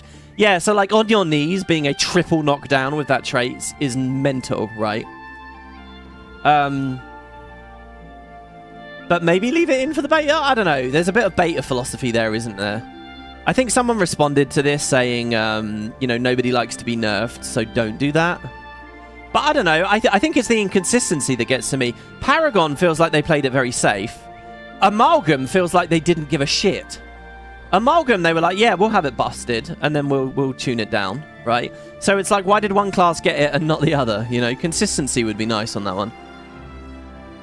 Jeff says, glad to see you enjoyed the Paragon. For me, the fatal flaw of Paragon is that it doesn't even attempt to fill the Warriors class's anemic utility toolkit. And ostensibly, this is the dedicated support e-spec. Just a non-example list of this is like any kind of projectile destruction reflectable. Yeah, Bladesworn has that, but it's not great uptime and stuff, right? Yeah, I agree. I mean, I think that one of the anthems giving people like magnetic aura would be nice. I mean, but an actual wall would be better. How would we fit that in a Paragon-y way? By the way, I said that trait, that movement trait, didn't seem to fit. Are they going for like the wings thing? Like you can fly around to move? I don't know. All the cool tricks that the meta support... Do you know what, guys? Just a real quick thought from me on the Paragon. You know, Guild Wars 2 is fundamentally a more movement-oriented game, right? When you look at the difference between Guild Wars 1 and Guild Wars 2, it's all about the movement, right? It's about the fact we can sprint around, we have leaps, we have jumps, we have floats, we have sinks. There's more shit going on, you know. I can't really demo it on this build right here. But it's a celebration of movement, right? That's the evolution of the two combat systems. So when we talk about, you know, if it was 2012 right now, and we were talking about putting the Paragon into Guild Wars 2, I am utterly convinced that Arenanet would have lent into the wings as like a movement thing. It all would have been about like leaping around, you know, basically Dragon Hunter F2, right? It would have been shit like that all over the place. It would have been about flying and jumping and soaring around Gale Shot style because of the wings. I'm convinced that's where Paragon would have gone. And yet now, it's funny, we fast forward to 2025 and the Paragon we get had no interest in any of that. Just, that's not really a criticism, it's just, like, I'm convinced of that. Anyway, and I guess they get that one little trait.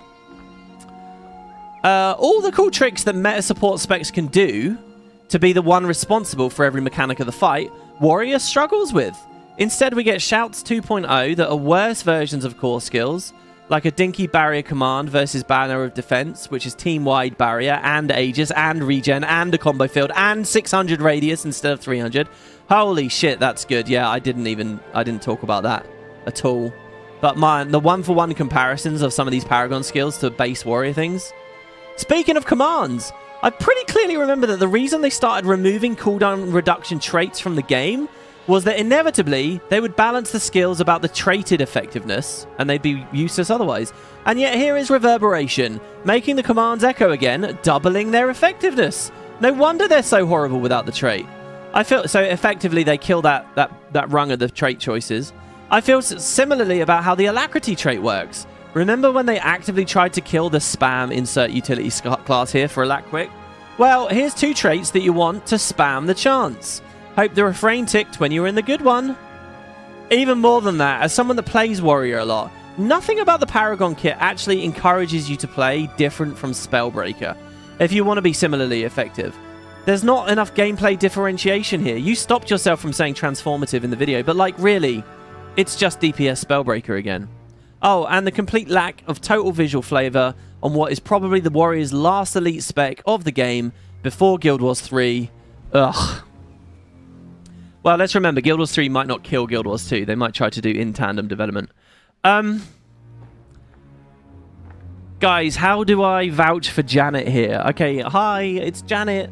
Hi. Janet here to defend Arenanet. What do I say? What does Janet say to this? I mean, this is all pretty reasonable critique, isn't it? I mean, yeah, I didn't talk about much of this. I've seen a few of you guys. You guys have managed to verbalize something that I felt playing the Paragon perfectly. And it is that thing of like, why do I have to keep spam swapping my refrains to upkeep Alacrity? Like, that feels bad. I want to react with the Alacrity. I want to see a CC's coming from Gorseval, and I want to hit F3, right? I want to see that we just got chunked, so I hit F2, right? I want to see that we're kind of just vibing, so I go back to F1. I want to react. I don't want to just spam, spam, spam, spam, spam. And yeah, Arenanet explicitly said that sucked. We're moving away from that. They talked about that in the context of utility skills. This time it's F skills, so what, that makes it better? I don't know, man. Yeah, I want to be reactive. I didn't talk about that out loud with Paragon while I was playing the Paragon. I did think it, but here's why I stopped myself. Because I assumed the way it would kind of work is you spam, spam, spam to get a batch of 30 Alacrity. And now we can vibe for a while and we can react. And then once Alacrity starts getting low, spam, spam, spam to top it back up. And I was thinking maybe that's what they're going for. And that was kind of hard to test in very short open world fights where the battles ended quickly. You know, maybe the point was to get a buffer and then let it tick down. But even that's not good, really. That feels clunky. To even talk about it feels a bit clunky. But, you know, all these boon specs, you want quick reapplications. You don't want these big downtime windows where a bad corrupt might mean you're shit out of luck. So, yeah, I think they can tweak the Alacrity thing. Thankfully, I think that's eminently fixable and retunable. And the efficacy of some of the skills. They just played it safe, yeah, with the Paragon. All right, here's the thing with Mike. We were talking about weapons a second ago. Mike says, I wonder how much identity all the elite specs lose when you take their iconic weapons away, like Reaper without a greatsword. Is it still anywhere near as cool? I feel like this set of spec loses out for not having a lot of weapons, and because the old ones are decoupled now. We still associate the old specs with those weapons, despite not being a component anymore. Yeah, like I was talking about Hollow with the sword, like how we felt like a scrapper on the Amalgam because we had a hammer, but not just because we had a hammer, because it was all CCs and barrier. I'm only wondering this because you started out Paragon and Spear and we're enjoying that part of it. Yeah, and I probably rated Paragon up because of the Spear. Definitely. I think you're right about this, and I think the other thing, right, is that's why they lean on Shrouds a lot. You ask, does Reaper feel as cool? I actually think it does, because you get the fucking Reaping Great Axe in Shroud, right? Like, there's a Great Axe there, and it reclaims that. But that's just because it's a Shroud. And to be honest, Spectre Shroud doesn't have like an iconic feeling weapon in there, right? Radiant Shroud has this idea of lots, but doesn't really work for whatever reason. Harbinger makes us a ninja, fist-fighting ninja? I don't know. Where we do 1,000,000 Hadoukens or whatever on the 2. Yeah. I think they lose a lot. And it's funny, here's my question to you in the live chat, guys. If you imagine it's the start of Secrets of the Obscure again. If you were going to take something away from elite specs, I want to propose this. What if they picked weapons, right? They decoupled weapons and gave us new weapons.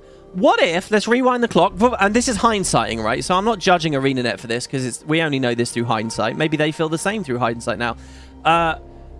What if you decoupled utility skills instead of weapons? They picked weapons. What if we say utilities? What if Secrets of the Obscure gave us new utilities, Season 1 style, or more aptly, Guild Wars 1 style, where like we do quests, we progress the story, we do side achievements, and it unlocks permanent new utilities for the class. You're getting utilities. And then we fast forward back to today, 2025, and now they're giving us the Paragon, but the Paragon didn't come with commands. The Paragon came with the Spear, right?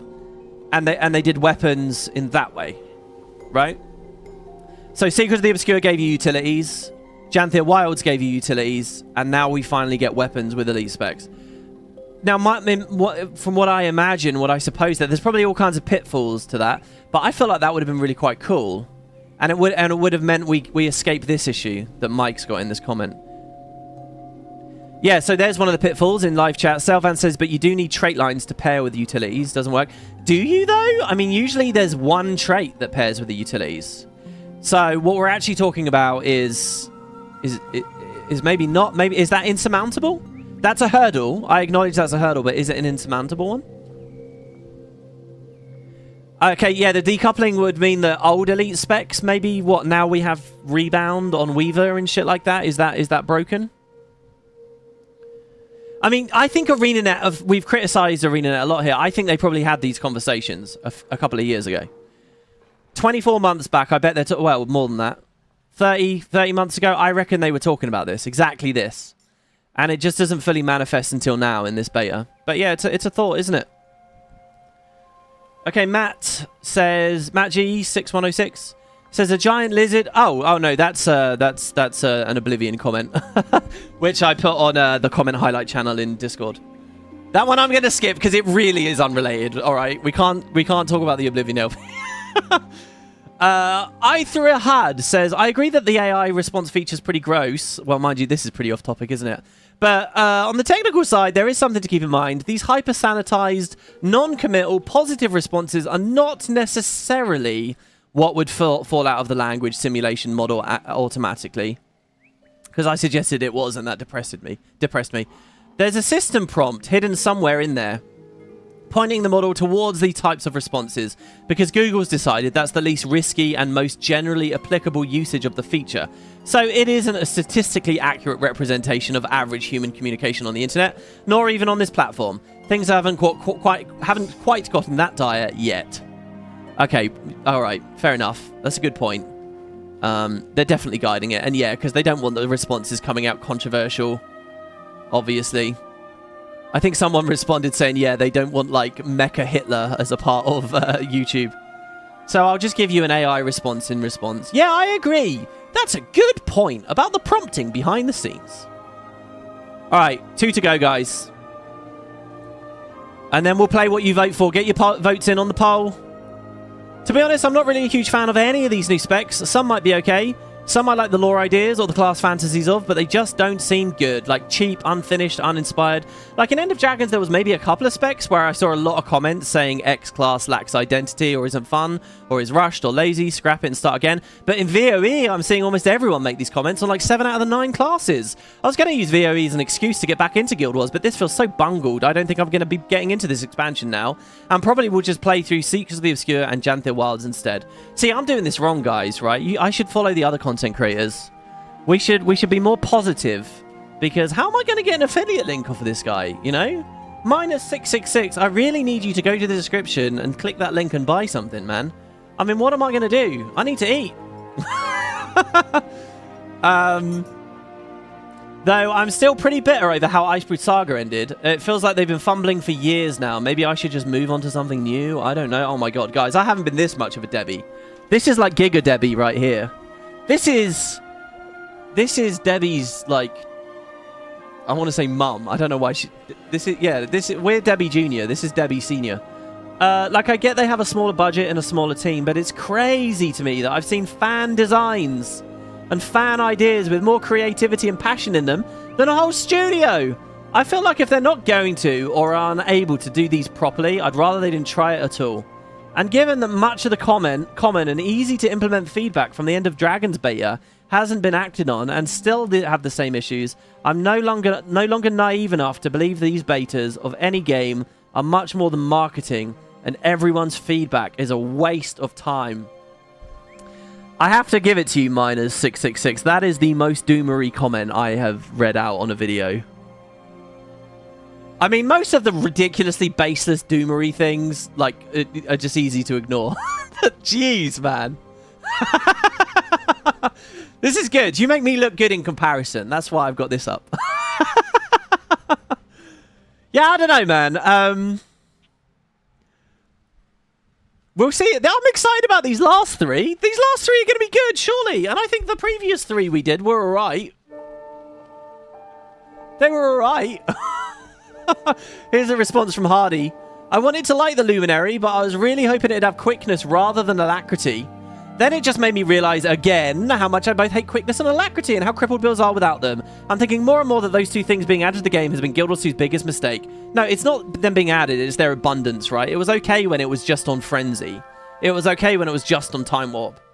And there's little way to remove them without having to rebalance the entire game. They could have made them baseline, but that's a massive amount of work too. And making them baseline is not a solution because it still fucks with the animations and the art and stuff. I think a lot of these elite... You know, what's great about Monster Hunter is if I want to play something fast, I play Dual Blades. If I want to play something slow, I play Greatsword, right? And it's really fucking slow, but you sort of enjoy the fact it's slow. Guild Wars has no space for that slowness. Except Bladesworn. And that is why Bladesworn is S tier, bitches. I don't care about how clunky it is. It is providing something. I think a lot of these specs are elites struggling because they don't have the freedom they used to have. I don't know. Maybe it's budget. Maybe they knew the elites sell well and wanted them, even if they didn't have the best ideas for many classes, ... Yeah, but I mean, slowly they will burn people's, you know, enthusiasm for them or whatever. Alterome says, I fully agree. Virtuoso still has the beta placeholder reticle for the elite. Mesmer Shield 5, it even has a clock on it. They never changed it. I don't think they're going to change much about this batch besides number tweaks. And sadly, I need more than that to be interested. Wait. What? See, this is the problem with the multi-classing thing as well, right? If everyone multi-classed, we'd all be a bit more chill about this. Right, if you only play Thief and you hate the Antiquary, which, you know, maybe the Antiquary's good, maybe some people love it or whatever, some people don't like it, right? If you're in that bucket, that's it, you're fucked. That's it. So the game always should have pushed more for the multi-classing. And by the way, that doesn't mean account binding everything. That's not the same thing. Right, let's look at a power vert build. Sorry, what do you mean the elite has a clock on it? It doesn't have a clock on it. Where's the clock? There's no clocks on any of the traits. Oh, do you mean like the class icon? Like that would appear in the party menu? I don't even know where to pop that UI. Oh, in here. No, it's 3 blades. What clock? Slot skills. The reticle. Sorry, what do you mean the reticle? The only reticle I know is in combat mode and there's a little dot. Well, until you take a target. He means when you aim the skill. Oh! Oh! Alright, look, I can't judge Janet too hard for that, because I didn't even think to look at that. I've played quite a good amount of Virtuoso. Wow! The ground target, you mean? I see. The ground target effect. You're right. That's a chrono ground target. That's quite funny. Is there a... That's just a Mesmer one. So what do we want? We want it to be the mask, right? Mirage AoE show the Mirage icon. Chrono show the clock. Vert shows Mesmer butterfly or a generic shield. Damn, that's some trivia right there. Speaking of trivia, by the way, someone pointed out that weakness... Actually, the tooltips for weakness do use the term fumble. And I remember that reads so badly, right? Plus 50% fumble unrestricted. I love the idea of fumble becoming a term that's in lots of different places. But yeah, that's a cool bit of the amalgam. So yeah, fumble is written on weakness. Okay, so, well, there you go. TIL, learning the things. If I was doing Guild Wars 2 Mastermind, I'd probably put that in as a question. So what about the other EOD ones, though? Are they all clean? Is that just the one? Yeah, literally unplayable. I mean, that's very minor, right? It's like when I'm reading Stellaris patch notes, and they'll fix a typo, like, because there was a comma there in the wrong place or something. And everyone will say literally unplayable. I don't know. Is that a great criticism? I guess that's just a small example of what something bigger he's trying to get at. Here we go, guys. This is the last question. I promise we're about to do an elite spec. Check the poll. Make your vote. Here you go. Tanaka Bar says, for Conduit, I'd like to imagine a design where you don't get Razor, and you can only get the base ones. Razor would be the conduit linking your two choices, changing and empowering skills between your two choices. Keep building the resonance mechanic, but also the utilities and elites would change, like the LE3 weapon skills mix elements. Dwarf Ventari would change utilities to be a mix of stone skin and tablets, and Dwarf Shiro would mix stone and jade somehow. Alternatively, your trait selections would be your options to modify the utilities, like mechanist choices. It would be a ton of work, but that would be cool. And as a Rev, I kind of feel like every spec basically handcuffs you to your spec aspect. So I'd like the excuse to actually just pick 2 of the base options. Yeah, so you're talking about like dual skills, almost. You're talking about Weaver, but for Rev, right? And it's brilliant. It's genius. It's amazing. There's so many fun ideas. Yeah, let's see Shiro tag up with Jarlis. Let's see Ventari tag up with Shiro, right? Let's see Malix. Let's see what Malix and Ventari get up to when we use them together. And have some really cool, new, high-quality icons, fun animations that mix the visual styles of the 2. That's fucking badass. That's really fun. That's awesome. That's a cool concept. But you know what that comes down to? That comes down to good animations, and they do not have that. I think I get the feeling they've got an intern chained to a desk in the corner of a dark room. He's opposite the hall where they work on Guild Wars 1, right? This is the dark, spooky corner in the corner of the studio, right? And this poor guy, you know, he's got to take existing animations and recolor them. And he's got to take existing animations and make them bigger or smaller. And he had to make 9 new elite specs, right? And he's... and it's very expensive in the Pacific Northwest. So even though he's only on $150,000 a year... It's a painful life for that guy, right? That's why you didn't get this. Yes, this is brilliant. Obviously. Poor Conduit. It would be good, but they can't do this. All the guys on the big money, they're making Guild Wars 3. I mean, that's what it comes down to. So there you have it.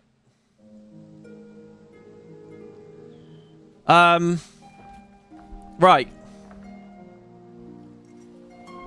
Let me drink my cold coffee.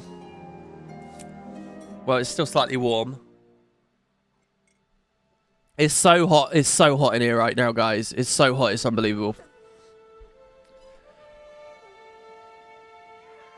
Okay. What have we got? You guys. So last I looked at this poll before we started the Q&A section. Oh, we just DC'd somehow. We tried to create a character and it kicked me out of the client. So the crashes are back, it seems. Let's relog.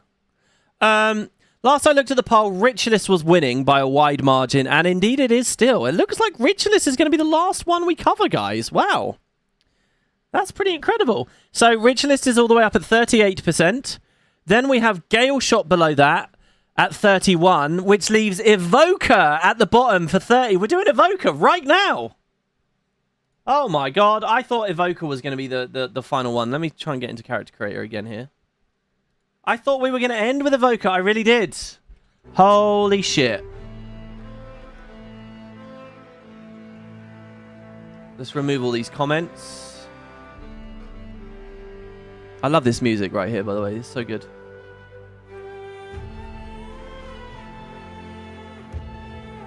By 1%. Oh, Evoker actually just dropped a bit more, by 2% now. Okay, so we are looking at human female elementalist. And I don't know what clothes they put her in that art. So here we go, elementalist. Yeah, this so ever since the new player experience, it defaults to like a Chinese character. I'm still so curious about how the game's doing over there. Like, the studio talks about it sometimes, like, oh, it's big and successful or whatever, but like, but how? In what way? I mean, there's that, what's the Chinese YouTube called? Bandu? Bandai? No, not Bandai. What's the Chinese YouTube? Anyway, apparently they get pretty good views over there. She's in the Vabi outfit. Okay. Vabia. She's in the Elonian Elementalist outfit. Okay, don't ask how I know. It's because you're a horny, dirty dog, isn't it? It's okay.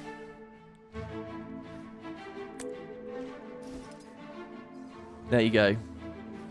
Lovely. And she's probably like dyed red or something. So the Evoker, but it's a Norn thing, right? It's funny they didn't put him in any Norn stuff. So we're gonna test in Holbrack. We're gonna test actually at the graves to the spirits of the wild. So, I was talking to Kerry about the Evoker last night. She hates this thing.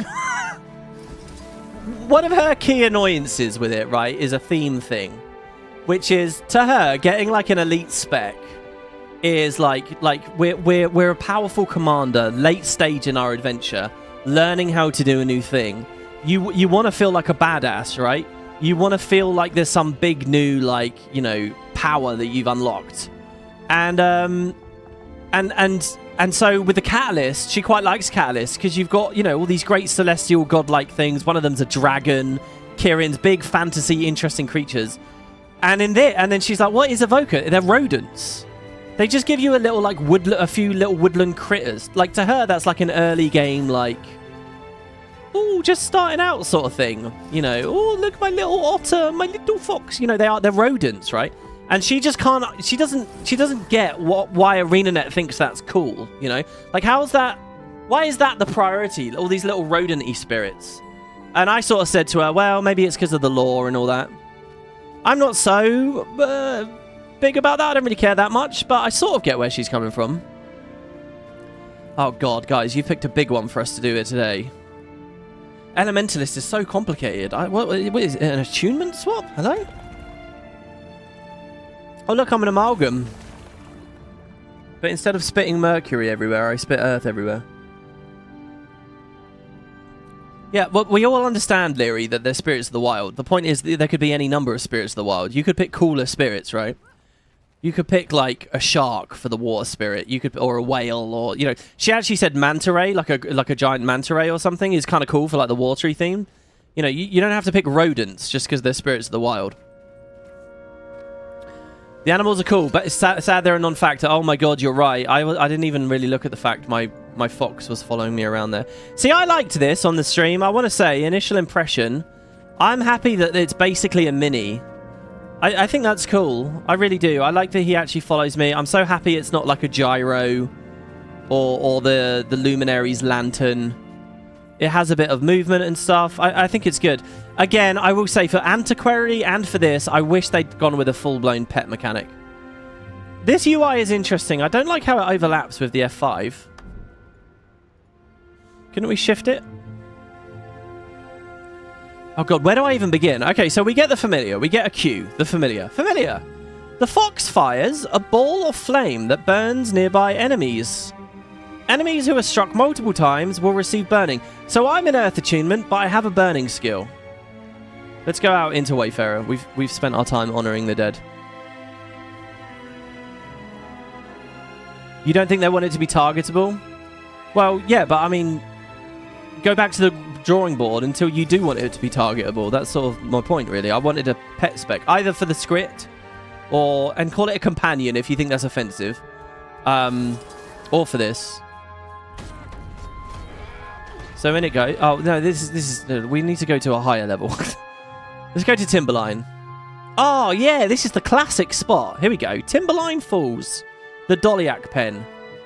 This is where I used to test stuff in core, and I did that like aborted series where I was doing like showcases of all the core classes. I was doing them here as well, or some of them anyway. I did the warrior episode here.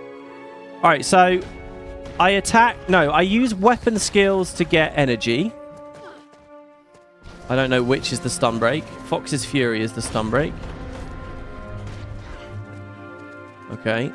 If we're going to test on these Dolyaks, we're going to want multiple. And then once it's filled up, I can hit Q or F5. He did a little swipe in front of him. Does that do damage? I guess not. So he just fires, he just spits a little fireball, basically. Okay. Now, do auto attacks help me build energy? No. Do I remember a trait doing that? Oh, I do, but I think it's the element dedication trait, so I don't want to use that just yet. Oh, I'll tell you what. Unequip all items. Oh. And as long... Oh, fuck. Ow, and now we're in combat. Is that super speed? No. Oh, God. An air attunement just tagged that, so we're now even more in combat, so we can't run in that direction anymore. We have to go this way. Oh, and we can just Warclaw. Oh, the attune spec gives you more energy per use. Was that it? I thought it was giving it to you on auto. I guess I'm getting that confused with Conduit, which gives it to you on auto. Right, let's equip. So we have an armor rating. And let's equip a weapon. What's a really fast... What's the lowest ICD? Quickest auto? Maybe one of the dagger ones? Oh, well, yeah, again, we don't want the auto. Whatever. Okay, so I can go through any attunement here. I cannot press the button early. I like that. And then again, we're gonna... So when I break combat, do I lose my energy? No, I quite like the animation. I'm mixed on it. I think that white ring's a bit too big and hefty. So what range have I got? I've got 900 range. So here's my question. It's like I'm a ranger. This does feel a bit like being a ranger, right? I'm going into F2 on a ranger right now. So he's out of range, right? So if I just press Q, will he run over and do it? No, he teleports to my location and initiates the animation. So it doesn't really matter where he's standing. Honestly, if he ran in range and used it, I would say this does actually feel pretty good, like a pet, and I'm actually quite happy with that. So anyway, now we've done 2. The pie... I kind of wish that pie was... I don't like the UI. I want the mini empowerment to be a separate thing to the big empowerment. I reckon they should have wrapped it around this or something. Or put it big and central. I think it's too small. I think a lot of these UI elements are too small. But I will say, actually, out of this wave, there's more unique UI on these than I think there was for the EOD batch.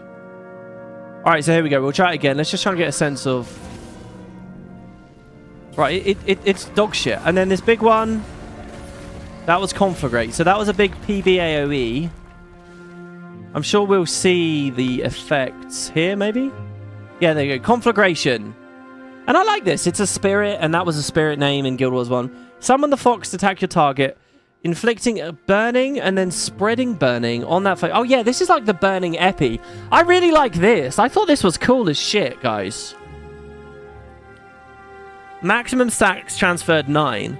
I think it's brilliant, all right? This is exactly like Deathly Chill for Reaper or whatever. If you can do something fun and different with a Condi, I'm all about it, right? Yes, the existence of Epi kind of undermines it a little bit, but no, that's awesome. Spreading the burning everywhere? 10 out of 10 idea, and it pushes the boundaries. I really like that. Okay. So, by the way, I had a comment of someone saying, WP, will you please get rid of all the other traits, all the other specs, before you... So we're just at pure Evoker, but don't worry about it here, because at the end of the day, none of these are augmenting the Evoker stuff, right? I mean, it is... They've started us off on Inferno. That's funny. So there's tacit confirmation that Inferno was made for a new spec. So we can have lots of power on our build, but the burning from the Firefox still does a lot anyway. Which is fun. Yeah, and then this is hyper aggressive. Arenanet have started us so aggressive here. Okay, so yeah, there's the Firefox. What else do I want to do? I guess we'll just see the next one. So we right-click this and can slot a new one. I think this is really good as well, honestly. This feels different. I haven't really experienced it. This is much like Soul Beast picking here... Sorry, Untamed, or just Ranger picking his hammer skills, right? No, you still have to be an Untamed for that, don't you? Anyway, or like the Amalgam. But I don't know, this feels good. I like it. So I'm going to go with... Let's check out the Toad. Now, I was wondering if Toad was going to be really OP and competitive, because it sounds like you can spam Rings of Warding. The Toad unleashes an earthen blast that dazes enemies. Gain barrier. Oh, no, okay. The ring is only on the super flip over. Oh, I want to... This is going to feel a lot like Catalyst. I can feel it already. I'm building energy, and then when the energy fills up, I tap Q. That is what I do on Catalyst. None of the Qs this time are ground target. This is like a more brain-off Catalyst. Oh, I like how snappy and responsive it is. Do you know what? Honestly, this could feel very fun to play in open world, because it's so brain-off. It's just tapping Q every now and then. In fact, the APM is probably lower than Catalyst. Catalyst, I press Q every swap. This time I don't press Q every swap. Well, mind you, let's put an offhand on so that we've got more weapon skills to use. Should we go dagger, dagger? Go the true classic experience? Does transmuting my aura do... No, transmuting the aura doesn't count. So here we go. So I'm going to let the toad do his thing. Go. Oh, okay. Okay, it's PvE, the toad. Remembering which one is ranged and which one is close will probably be quite fun to learn. So I like that. So we'll run over to this guy this time. So it's a quick little CC. It's a throwaway little daze, bit of barrier. I mean, to be honest, in competitive, that's nice as well. A quick throwaway daze, and it's 1.5 seconds. I don't know what the balance is over in Heart of the Mists. But just constant little barrier. It's all right. Okay, so then we do the Mega Toad in a minute. Do you know what? This is a fun spec to learn. Because, you know, it's forcing me to repetitively do the thing over and over. Yeah, this icon looks cool, but when it's got the white ring on it, it kind of crowds it out. It ruins it. It cramps its style. Also, I'm curious, so if I don't press the Mega button and I just charge again, what happens then?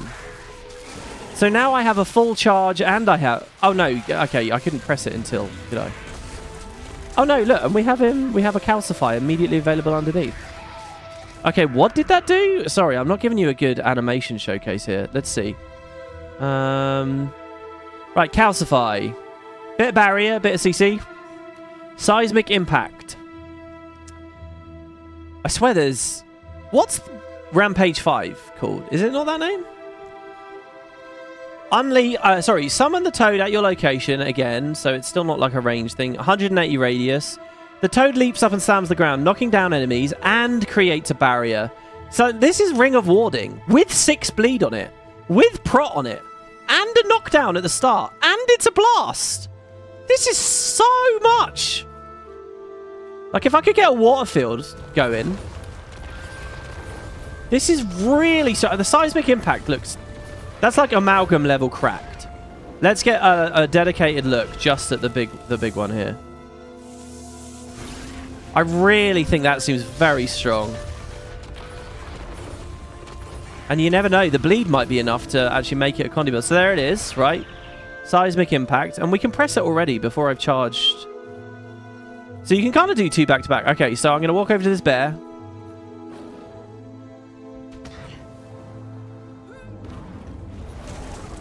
So there's the Ring of Warding. Oh, and it lasts for ages too. It lasts a good amount of time. I like the toad. Seriously, I like the toad. In open world PvE, how much am I going to... Oh, God. I really want a side node with this. That's gross. That is gross. That's very cool. And the animation's good, by the way, as well. Do you guys see that? It wasn't just a ring. It wasn't just... okay, so like we have Dagger 2, right? It's clearly just Dagger 2 again. Earth Dagger 2. Ring of Earth, ready? It's that, right? But it stays and you've got like the electrical light, the yellow lightning in it and stuff. It's different enough. And in fact, I actually kind of like it. I kind of like that you get... here we go. We're going to do it again. Ready? I kind of like that I've got Dagger 2 and this. It sort of like builds into a vibe, doesn't it? I'm going to swap the incinerators.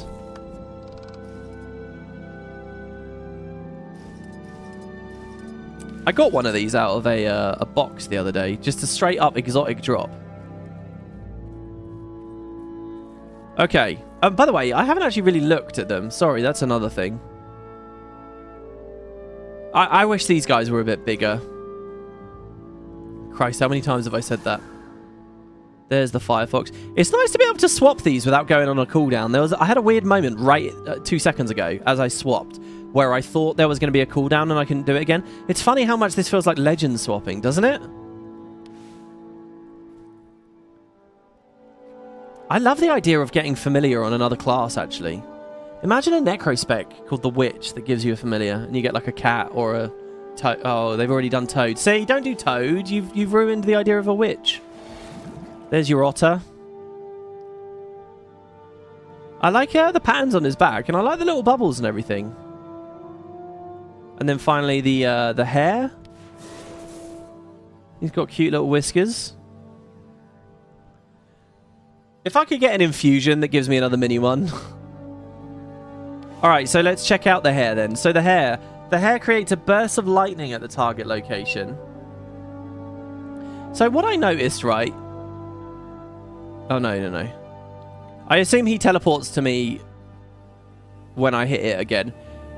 Create a burst of lightning at the target location. Damage enemies. Mark them to take increased damage from your crits.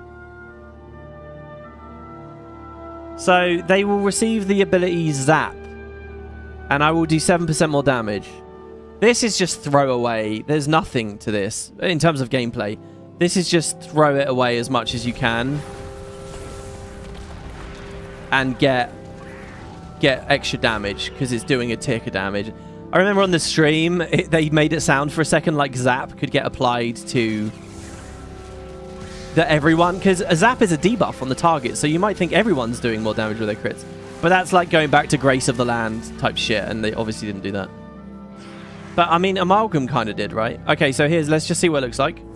Oh, this one's a ground target. Oh, nice, okay. So every familiar does feel different, right? On the hare, I'm constantly looking at little ground targets. On the toad, I'm looking to be close. On the fox, I'm just throwing them away. I like that. I think that's really important. I think Arenanet did a good thing there. So that every familiar actually feels different to play with. That's really, really good. Do you know what? I would love to play Visions of Eternity and like every story chapter swap to another familiar. Like, because it's important when you change a build, you want to feel the buttons changing, you know? One of the reasons Catalyst kind of sucks is it's always just a fucking field that you drop. Oh, that was the big one. Sorry. I didn't even think about that. Valen says most skills are just that, but timing could be important. Yeah. Did you miss the mono builds? No. We're just starting. I'm just learning. I'm a complete noob at this right now. Look at this, with no fucking attributes, no trinkets equipped. Of course, this has all the CMC endorsed dagger buffs. You know, whenever I see that and think about that, I just remember, you remember that drama a few years ago where there was like an internal Discord leaked where the devs, like balanced devs, were asking people, community members. And the whole thing with that is, but whatever, we're asking them for like balance advice, and a bunch of communication leaked out. One of the players leaked it, and it was like, it was basically a dev saying, yeah, I'm not buffing Mirage Axe because I don't like it. That's it. I just personally don't, I think it was Mirage Axe. It was something like that, some Mesmer weapon. They're like, yeah, I just don't play with it, so I don't give a shit about it, so I'm never buffing it. Or something like that, or I'm nerfing it. And people flipped out because it's like, that's not... I don't think that's the right... I don't think favoritism to that degree is the right mindset. And anyway, when I see just constant, like, oh, the dagger's my golden child, like, favoritism-oriented buffs, I think, fuck me, man. It's the same thing. All right, anyway, so here we go. Let's use the big one. That one's not a ground target. Okay, that's just a big-ass volley. You saw some burning ticks, but that's just our fire trait. That's a big old volley. So far, I love conflagration. I love burning epi. That's so cool. I love the toad one as well. The toad one is insane. So this one here, lightning blitz. Lightning blitz, guaranteed to crit. It has the arcane power icon, even though that's now called arcane mimicry. Sorry, arcane echo. Sorry, which feels a bit unfitting. Sorry, every time I mouse away. Summon the hare to shadow step and attack enemies around your target for critical damage. Okay, look, the hare is just a ground target, but mostly it's just pressure. Look, we're not reinventing the wheel on this spec, but honestly, was Catalyst reinventing the wheel? Weaver had a lot going on. Tempest, you know, picking the timing for your overload and acknowledging the fact that you'll have stab if it's the earth one. You're more vulnerable in the others and stuff. Traits notwithstanding. But okay, so last one for us to look at is the otter. So the otter will throw small orbs of water at nearby allies. It will heal them and grant regen. See, with this one, I just feel like I'm going to be sitting there on a healing Ellie, like on a staff or some shit. And every now and then tapping Q, and he's just pumping up another nice little heal, which is kind of nice. So in terms of like rotationally or playstyle, this is actually really cool because like when you have that moment where you're going to Earth, right? You want to be in Earth to get some shit, not Zakiros. Caracosa. I can't remember which it is. One of them's from True Detective, season 1. Watch that, guys. Best season of TV ever produced. Matthew McConaughey. Woody Harrelson. Really good. Anyway, Relic of Carcosa. When you're trying to trigger your blast in water fields, and maybe you've gone to Earth or something, you're trying to get another overload. Well, you're not overloading for Alacrity here anyway. Anyway, the point is, you're not with heals. You can use this. This can be a bump heal for everyone, even when you're off attunement, right? So a similar thing to what I was talking about earlier. I can apply burn even though I'm in Earth or air or whatever. Being able to dip into that other attunement is nice. It's a little bit weavery, but I think if it's going to feel really simple and it's going to feel really good, I think. So playstyle-wise, like button pressy, ticky-tacky, moment to moment, I think this is a good spec. So I can't really demo to you how it looks unless we summon our trusty Hounds of Balthazar. Or our Mistfire Wolf. So let's summon the Hounds of Balthazar because we'll get 2 allies at least. So let's do it. Ready? There's the Hounds and we're going to put them out with some water. Ready? 3, 2, 1. Well, what did you expect? It's a water projectile that flies over. There's a cool like bubble effect when it lands, but again, all these animations go too quick. All right, let's try and build some more energy. Now, sorry, I haven't actually verified this. Can I build energy out of combat? Oh my god, you can! Oh, that's interesting. What I would expect in that case then is when I hit, when I eat like a moat or whatever in fractals, when I GG in a raid, this should start maxed out. Please don't make me spam this every time, all right? Okay, the hounds are gone. It's over. Oh, okay, well, we are in Ellie. I can do a Glyph of Elementals. So we do a little heal there. Oh, we can actually... Okay, now here's the big one. Buoyant Deluge. Summon him to throw a massive ball of water at a target location. I think this one's a bit awkward. Oh, but it is a big AoE. Nice. Guys, that massive AoE, that is still only 360 radius, right? When we talk about Herald at 600, right? Think about that. So this is a stun. Interesting. Not something I would usually associate with water. I mean, we got a little daze on Comet, right? Might be stronger these days. Anyway, so we stun, we cleanse, we do a big heal. And that's nice, a bit more break bar pressure for the support builds. And it's a giant bubble, and it creates a water field, which we can now leap in and whatever. Yeah. Yeah, I don't know. Guys, listen, on my demonstration here, you're not going to see much more of the otter because it's the kind of thing where, like, you know, I'd take it into my Icebrood Saga 5 or some shit. So what do we want to play, I guess, is the question. What do we want to play? I want to do... oh, fuck. I don't know what I want to do. I kind of want to... Should we run a Celestial build with the Toad? But is the Toad that fun? Ignite. Okay, the Burning Epi is kind of a fun idea, but for open world, it's not often going to matter. Cleave scenarios like that don't matter too much. The radius, the range on it, by the way. What is the radius on the epidemic part? I would want that to be really big. If that's big enough, then it's probably quite fun. If it's not big enough, I don't know. Might be interesting in World vs. World. Because I don't really want to play Condi. Alright, let's do the hair. Let's do a hair build for now. It will come down to the traits somewhat. Alright, so then there's utilities. First of all, rejuvenate. Heal yourself and charge your familiar skill. This is amazing. This is Signet of the Ether. This is Mesmer. This is your Mesmer signature. If I know anything about this, it's that this is... Wait. Yeah, it's charge. It's not recharge. They don't even have cooldowns, do they? Oh, that's sick. So you can double cast your familiar skill. I really like this. I was wondering, right, because there's already so many premium choices. What are they going to do to make a lot of these new heal skills feel good? Some of the new heal skills on the specs just don't feel good. But when they do, it's because they interact with a new mechanic. So we can Q, heal, Q. And we've just got ourselves much closer to the big charge up. There it is. And now we can do it. It's interesting. The air is kind of like air is sort of opposite to water. Water is not ground target, not ground target, not ground target, ground target. And this one is ground target, ground target, ground target, not ground target. Okay. That's fine. It's simple. Makes sense. Oh, I'm enjoying myself right now. I feel like this is a very easy spec to learn, despite actually doing a lot of things I like. Fox's Fury. Okay, so they're meditations.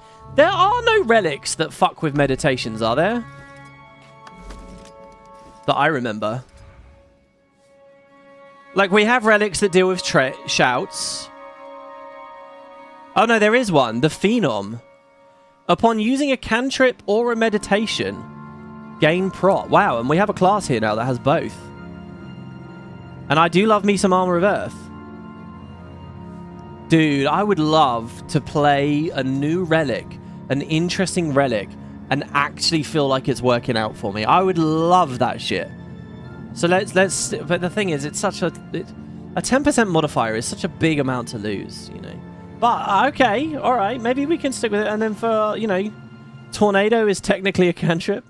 Well, we'll see the new stuff first. Okay. So what else have we got? By the way, that is something I would like. I've done, you know, this is the 7th spec we've looked at, everyone. I would like to have looked at relic synergies with skill tags more as we went along. So, like, Paragon loses out because there is no relic that interacts with commands. There aren't even multiple classes that have commands. You know, whenever we've seen that they've invented a new tag instead of using an existing one, I think it's a real shame. Hopefully we'll see some relics in the new expansion that do stuff. The relics themselves are their own issue at the moment. I'm an advocate for breaking the relic slot in 3, defense, offense, utility. I've talked about that before. Let's not get into too many conversations, I guess. But yeah, because that could be another fun facet of all of this. Right, Fox's Fury. Grant boons. So it's Might and Fury. So many of the specs have this, right? A quick throwaway button that just grants Might and Fury. But here we burn our target based on the amount of might that we have. Is that pre or post the skills application? If fire is my specialized element, then we stun break. Oh yeah, I remember. Yeah, this is kind of resonancy as well, isn't it? I remember. On this occasion, I'm alright with it because, you know, getting 1 stun break from your new elite spec is fine. You still have multiple other stun breaks you can pick from elsewhere in your class, right? So I'm alright with that. So this is probably... Are they properly instant activation? No, they have casts. So when that stun breaks, does it give me a stab as well to cover the cast? If that was instant activation, I think that would be a big, quick, good pick for me.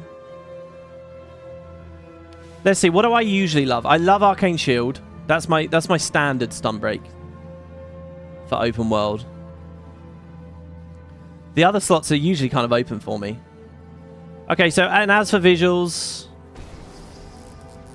this is actually kind of a cool animation, but again, it's like the things that are good about it are quite quick. Like I love the like flowing-y, ribbony thing around it. It's sort of a bit like what we saw in Amalgam. Let's have another look. When all the resonances break stun, that sounded a bit boring to you. Yeah, on this class, the bonus effect is always break stun, yeah. It's okay. It feels kind of like the fire shout from Tempest, you know. Burn, might. You know, it's very, very, very, very, very similar. And I actually prefer the Tempest one because you can sort of feel it cascading out, right? So, meh, basically. Next, Otter's Compassion. Converts. So, stun break if we are water. And then convert condies on nearby allies into regen. And it's 5. That's pretty huge. The problem is, I like small... When I'm doing AoE cleanse, like let's say I'm fighting Desmina, or I'm fighting Greer, right? Whether that's in the strike, the raid, the open world, wherever. When there is lots of condi cleanse being asked for, and I believe we should have more encounters for that, I don't really like shit that just has a big bump like this every 20 seconds. I like to keep ticking lots of cleanse, like Soldier Relic, right? Like Staff 5, shit like that. Like with Tempest, cleansing every time you apply regen. So I don't know whether I really care about this. Oh, it's another very subtle animation, very slow animation. It's a shame. There's something buried in there that looks good. Okay, oh, by the way, did these have voice cues? Toad's Fortitude. Block incoming... Now, if we do go with a Toad build, we could be using this. Block incoming attacks. Oh, yeah, this is basically the... What's the Berserker skill? There's a Berserker skill that's basically this. Then strike enemies with shattering rocks. Gain prot if it completes successfully. If Earth is specialized, it breaks stuns. So this is just slap out some bleed. I like this. This is probably the best animation on a utility. Let's start going to a higher level area now so that we can see the tuning a bit better. Let's check out...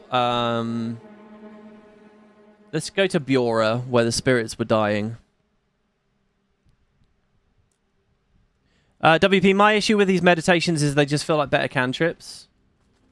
Yeah, I mean, Arenanet have always struggled with LE utilities on elite specs because they do one for each element, right? And that puts you in quite a narrow box. Oh, okay. Well, yeah, I'm putting stuff on now.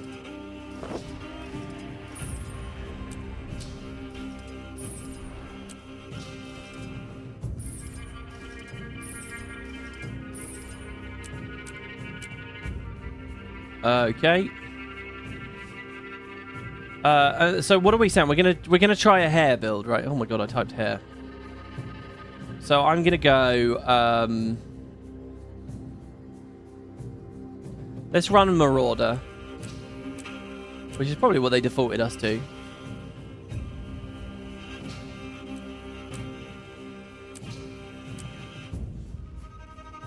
So whatever we look at with the numbers here, we can imagine they might end up being a bit higher, obviously. Not going to worry about sigils for now. Here's the Scholar. Okay, so looking at this tooltip, you're looking at about 1k base. It's sort of alright. The bleed is really where it's at. See, so when I look at Catalyst and like the big channeled Earth Shield that has a reduced cooldown if you hit the orb with it, so every build can proc into it because you always have the orb. That was really strong. I think it was called Fortify Earth. Really strong. This one's kind of like very quick and throw away. Let's try and block him. So yeah, I don't know. We'll play with it. And then finally there is the actual hair thing. This is actually a stun break for us, so I'm putting it on C. Hair's agility. Dash to a location. Oh yeah, this was like the new twist of fate, wasn't it? Dash to a location, evade attacks, your next few strikes create chain lightning, and it's a stun break if you have the hair. This one's really good. Anything for for competitive, this one's very good. Anything that's like very consolidated, dense, it does lots of things. If it's a stun break and it has pressure, it's really good. If it's a stun break and it's evade, it's really good. This is all three.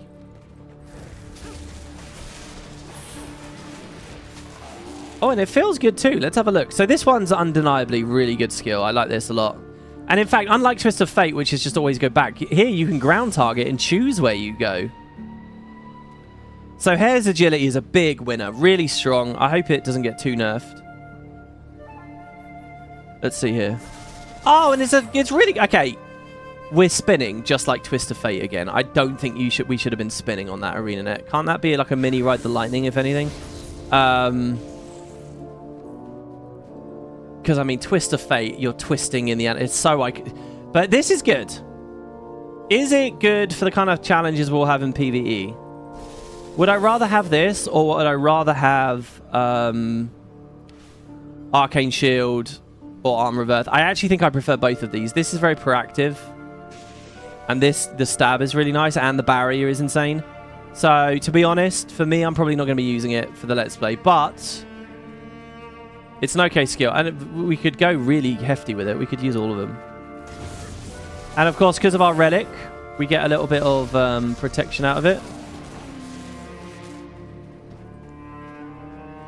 Also, it creates chain lightning, so, like, for raiding and stuff, it's not going to be a great... but we do damage as we use it as well. Not only do you do damage as you use it, you also get the chain lightning. What's the radius on the chain lightning? Oh, no. Do you do damage as you do it? The tooltip doesn't tell us how, like, broad the bouncing things will be. Is it going to be like a staff air auto? I don't know. Maybe.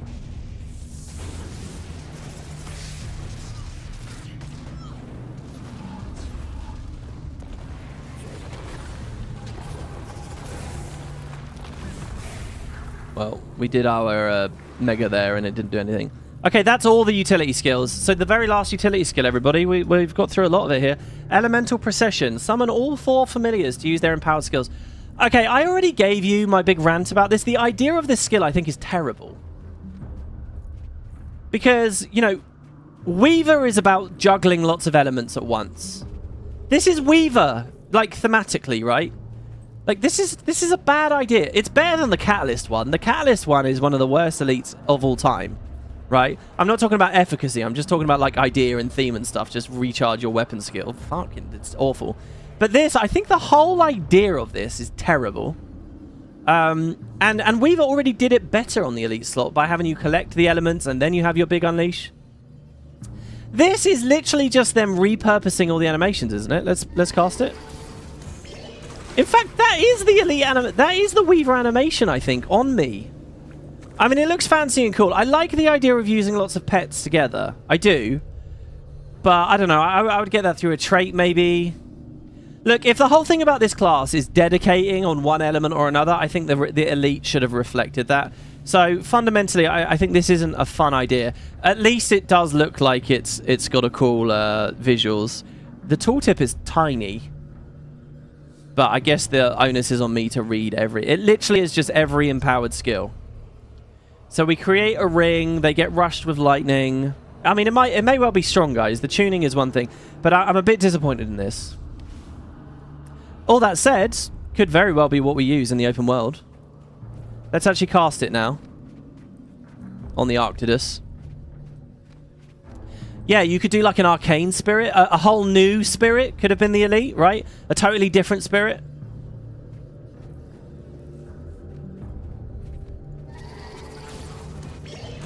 So the toad interrupts, then the ball gets thrown. It's really... Okay, I think they did a great job with it because they timed the CCs and stuff, right?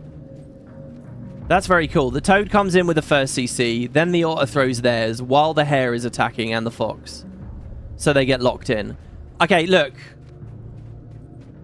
Just in principle, I think it's a bad idea for a skill, but actually I think that felt really cool. I really liked that. So I'm sticking with my gun somewhat, but it's a cool idea. Not a reuse skill effect? Well, it is. It's all of it. They're reusing all of the Qs, all of the F5s. And the thing on me, I'm pretty fucking sure, is the start of Weaver. When you see... If you look just at my character, where all the coloured balls come in, I'm sure that starts when you do the big unleash on Weaver. But again, I don't need to nitpick that, because this feels different, and this feels fancy, and it feels special. That's cool. Come on, that's cool. Alright, I'll forgive it.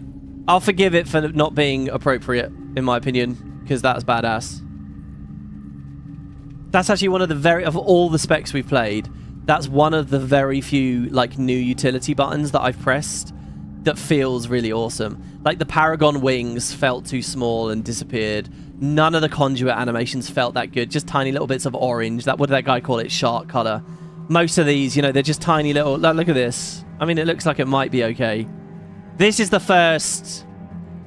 Wait, really? Yeah, none of the antiquary ones felt great. Oh my god. It's funny, this is the first... This is a skill I'm, like, opposed to the idea, but it's the best one. This feels like a badass elite. Okay, oh, sorry, the antiquary Scrit elite is good. And the Luminary Elite was good. All right, they've had a couple. They've had a couple. All right, one more. It's very cool as well that where I summon them, the CC timing still lines up, right? It doesn't, you know, like, because the orb has a distance to move. If it moves less distance, it wouldn't line up so well and stuff. Already forgot about Amalgam. Oh yeah, the Amalgam one's good as well. Yeah, ignore me. They've done some good elites. They've done some good elites. Let's get Debbie out of the room, all right? Janet's got something to say. That's a good point. Thank you, Janet. Okay, well, so that just leaves us with traits, and obviously one of them is quite big playstyle defining and changing.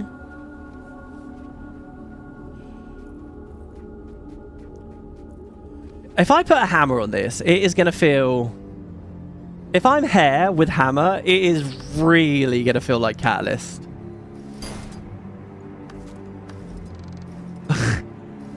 I mean, I'm just spamming Qs slightly less regularly, which actually is kind of a boon in a way. I'm curious to see how we get our quickness. This will be the big moment here, really. Right. Oh, it's such a shame the arena is gone now, because I would love to do a beat for beat comparison between this and the Catalyst. Right. What do we get? We know the minor. Improve a boon based on your familiar. So Fury is... So it says Fury plus 15% crit chance. What does that mean the total value of my Fury is now? 40%? Wasn't it that already? Is it 55 now, or is it 45? I don't know. Might gives me more condition damage. Regen gives me benevolence. Protection reduces my incoming condies. That's a shame, because the relic we have means we'll have lots of prot. So it would have been cool if there was something aggressive on that. Gain a temporary bonus after using a familiar skill. Oh my god, I get a 25% modifier every time I hit that hair button. Wow. Okay, these are very strong minors. Look at that. That's a 25% modifier on a minor this time. On a minor! I don't know how much I can juggle that uptime, but wow. Okay, they started us off on Blazing Restoration. Burn nearby enemies and grant regeneration to nearby allies whenever I heal. And remember, we will be healing to refresh our thing. They've done that because this is an Inferno build. I'm going to swap to Pyromancers. We don't really have... We do have a field, 5-4. I guess 5-3. Let's just put Pyromancers on for now. And I'm going to slot this up. So that's Condi pressure, right? It's only the one burn, but it's got a good duration on it. It also has application for the Otter. Because of the regen. Because that's AoE regen. So if we were water, cleansing, regeneration and stuff. They have also given us Fiery Might. Burning we inflict does more damage. Nice. Which then gets epied out. We gain might whenever we inflict burning. I love that interaction too. That's really cool. I think they've cooked with the traits. I think the traits are good this wave. Might duration is increased if you have the Fox. Alright, that's pretty cool. And look, even if we play a power build, there will be lots of accidental might rolling around. Like, for example, we may take Burning Precision for the... Well, no, we might not. But still, if you have Burning Precision, then that's giving you might now. With Pyromancers, we kind of dealt with our might anyway, but whatever. I like that. And then finally, Familiar's Prowess is improved. That's this one, right? That's why it's a 25% modifier. I see. So we actually are investing in the GM for that. If I turn it off, it's still a 10% modifier. When like a sane number would be 5. Not that I'm advocating for that. Okay, so, alright. I like that as well. A Grandmaster that buffs this. I don't know why the icon on that is a toad. Why is the icon for that trait the toad? That suggests to me that in dev at some point they had a Grandmaster for the toad that they've just done away with now, right? Like, there's something specifically for the otter. There's something for the hare. These are actually good icons. Oh, and by the way, I think the concept art is brilliant on this one too. I really do. I love the backing there. I think it looks great. You can see the animals. Okay, so that's what they started us with. Let's see what else and what we've been using already. So let's see what else we've got.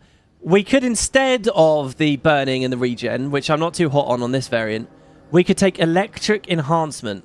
After we use a familiar skill, our next strike does an arc of lightning, and we get additional strikes if it was the hare. Hare's agility is technically a meditation. Wait. Why is it teaching me about hare's agility on that? Because that's a familiar skill? I think the tooltip's being a bit weird here. It's giving me the tooltip for hare's agility, when what it really wants to give me, hare's agility, the skill, when what it really wants to do is give me the tooltip for hare's agility, the buff, which is listed there for 10 seconds, right? See, this is giving the weird impression that I proc a free evade every time I press Q, which would be mental. Oh my god, hammer's really good because the threes. Oh my god, all of the hammer threes just... Oh my god. Oh god, it's going to be an expansion playing hammer. Every single hammer 3 is going to be charging my familiars. The grand finale will be charging my familiars. Oh no, there's too much overlap with Catalyst here. I know, hammer isn't technically... I can't even fucking charge... Well, we don't need to be in combat, remember that. Oh, we got a very rare double proc of the 5 there.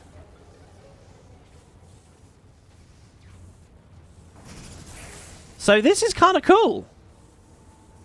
Because what's going to happen here is I'm going to be getting lots more cleave, lots more radius strikes. One of these little hammery orbs is going to tag like a mob and generate a lightning bolt, which is fun for a lot of like tagging a lot of stuff in like a big defense event. That's something. That is something. The other choice we have in the first slot, so we've got... Whenever we use a heal skill, we burn and restore. By the way, do other heal skills even really I mean, Arcane Brilliance has a low cooldown, but it's still longer than this.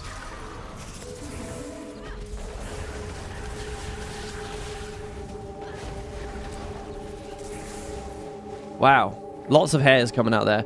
No, it sounds like I'm plucking something, doesn't it? Lots of hairs coming out there.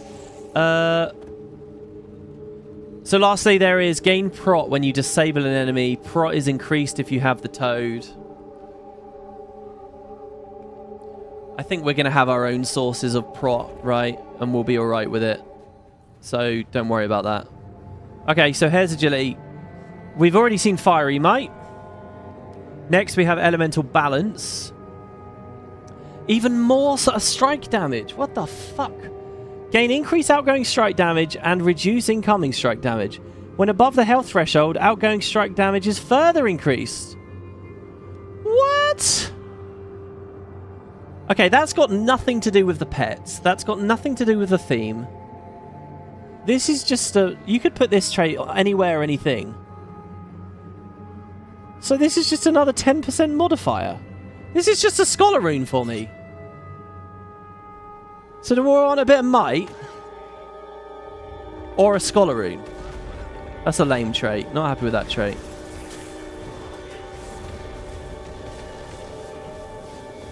God, this is a spec that really wants Alacrity, I think. The more Alacrity, the better. Because the more Alacrity, the more weapon skills, the more spamming this. Okay, well, finally, grant regeneration to nearby allies when you dodge. Oh, I see. So we have a water trait in here, really?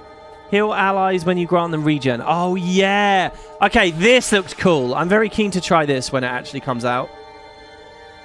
Dude, the regen spam build. I am so excited to try that. Yes. I love this trait. I want to play like a Staff Ellie. It's going to be very cool. I like this. Imagine how cool Staff 5 in water is going to feel with this. And we even apply a bit more on dodge. That's going to be really fun. I like that trait. Okay, so far they have had one trait I don't like. Okay, so 25% modifier, or I lose 15% damage in exchange for quickness. Or if I had the otter alacrity, or might on the fox. See, I think Might on the Fox and Prot on the Toad is pretty boring compared to the other two. And it doesn't quite work, right? Like, they're in different tiers of boons. I mean, Prot's good, don't get me wrong. With the way that the buildcraft's actually going to work, and like the way that people run this in comps, this is going to be a bit strange. Some of this stuff won't be used. But what I'm most interested in right now is the quickness on the hair. Now, that's 4 seconds of quickness, which actually isn't very much. On Catalyst, I have permanent 30 seconds of quickness, always, without any boon duration or investment. And I guess I'm just wondering if that is tougher for me to get this time. Now, these are not being shared, by the way. This is just for me.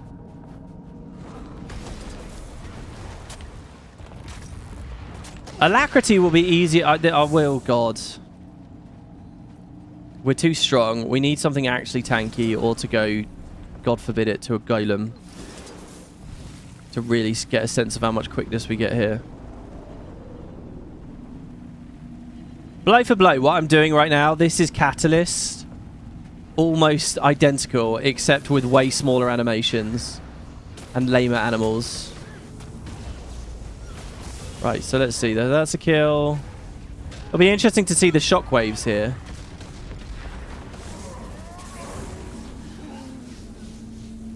So we use this one.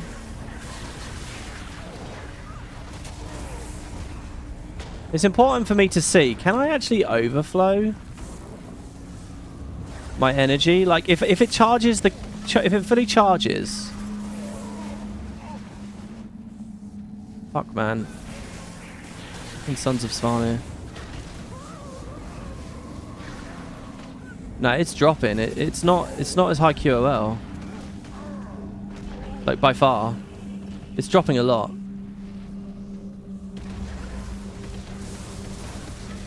So we'd have to invest in some boon duration, alright? Which is going to cut the pressure. We also don't get the actual fields that Catalyst would get for this hammer. So Catalyst, like, I can blast the water fields to regen and stuff. Here we don't actually get any of that. Okay. And then specialized elements. Oh, this is so fucked up. It's like Catalyst is going to be the mechanically superior one to play, but Evoker is the thematically superior one.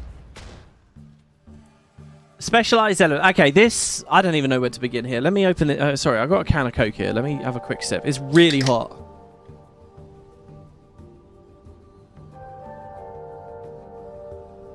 Oh, the boons are for allies. Sorry, really? Oh, there's Condi Cleanse on this as well. I wasn't even thinking about that. Also, this one has heal whenever you use a familiar skill. Which is also really cool. God, I want to use this one. But I want quickness and a lack. Or at least quickness. I wonder if Arenanet buffed the shit out of like the Sigil of Rage or something. So that no one had to worry about solo quickness anymore. How much that would open the build craft. You know, for the cost of 1 sigil, you can deal with that headache, and now you can play with fun things. You're not sharing it. But I feel like that would be a really cool balance tweak that would address a lot of the comments we made at the start of this stream about how people don't even want to see Alacrity and quickness. I mean, it doesn't solve them all, but some of them. You've got the Relic of Rivers, which ostensibly gives you lots of Alacrity, but it asks you to dodge too much, so...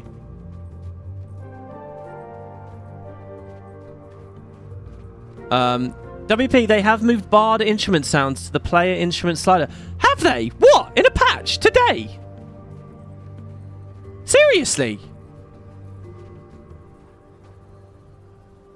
Whoa, that's awesome. So that means people were given that feedback. That's not based on what I talked about yesterday. They wouldn't have had a quick turnaround like that. There's no way they would have responded to that quickly.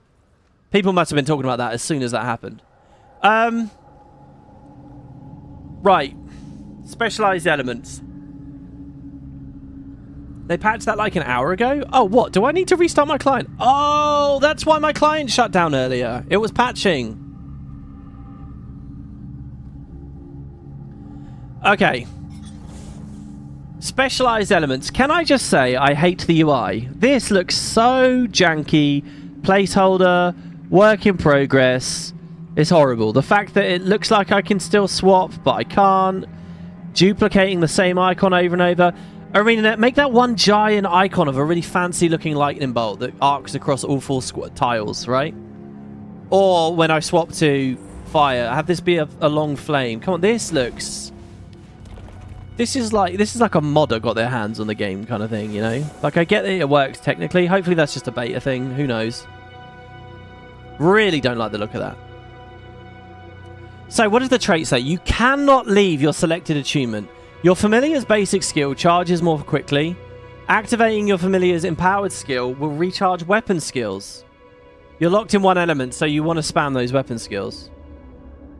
And it will trigger traits as if you'd entered the attunement. So you're spamming Sunspot, or you're spamming Electric Discharge.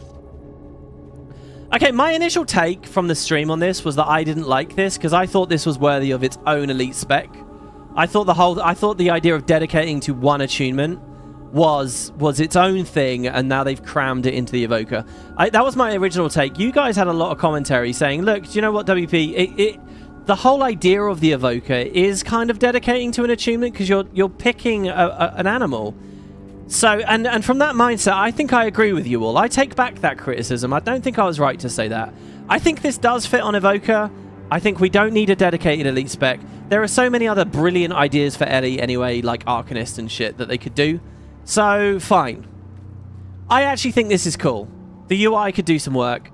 Do with some work. Now, my main excitement with this was to try it on staff, in fire, because who the hell wouldn't want to try this?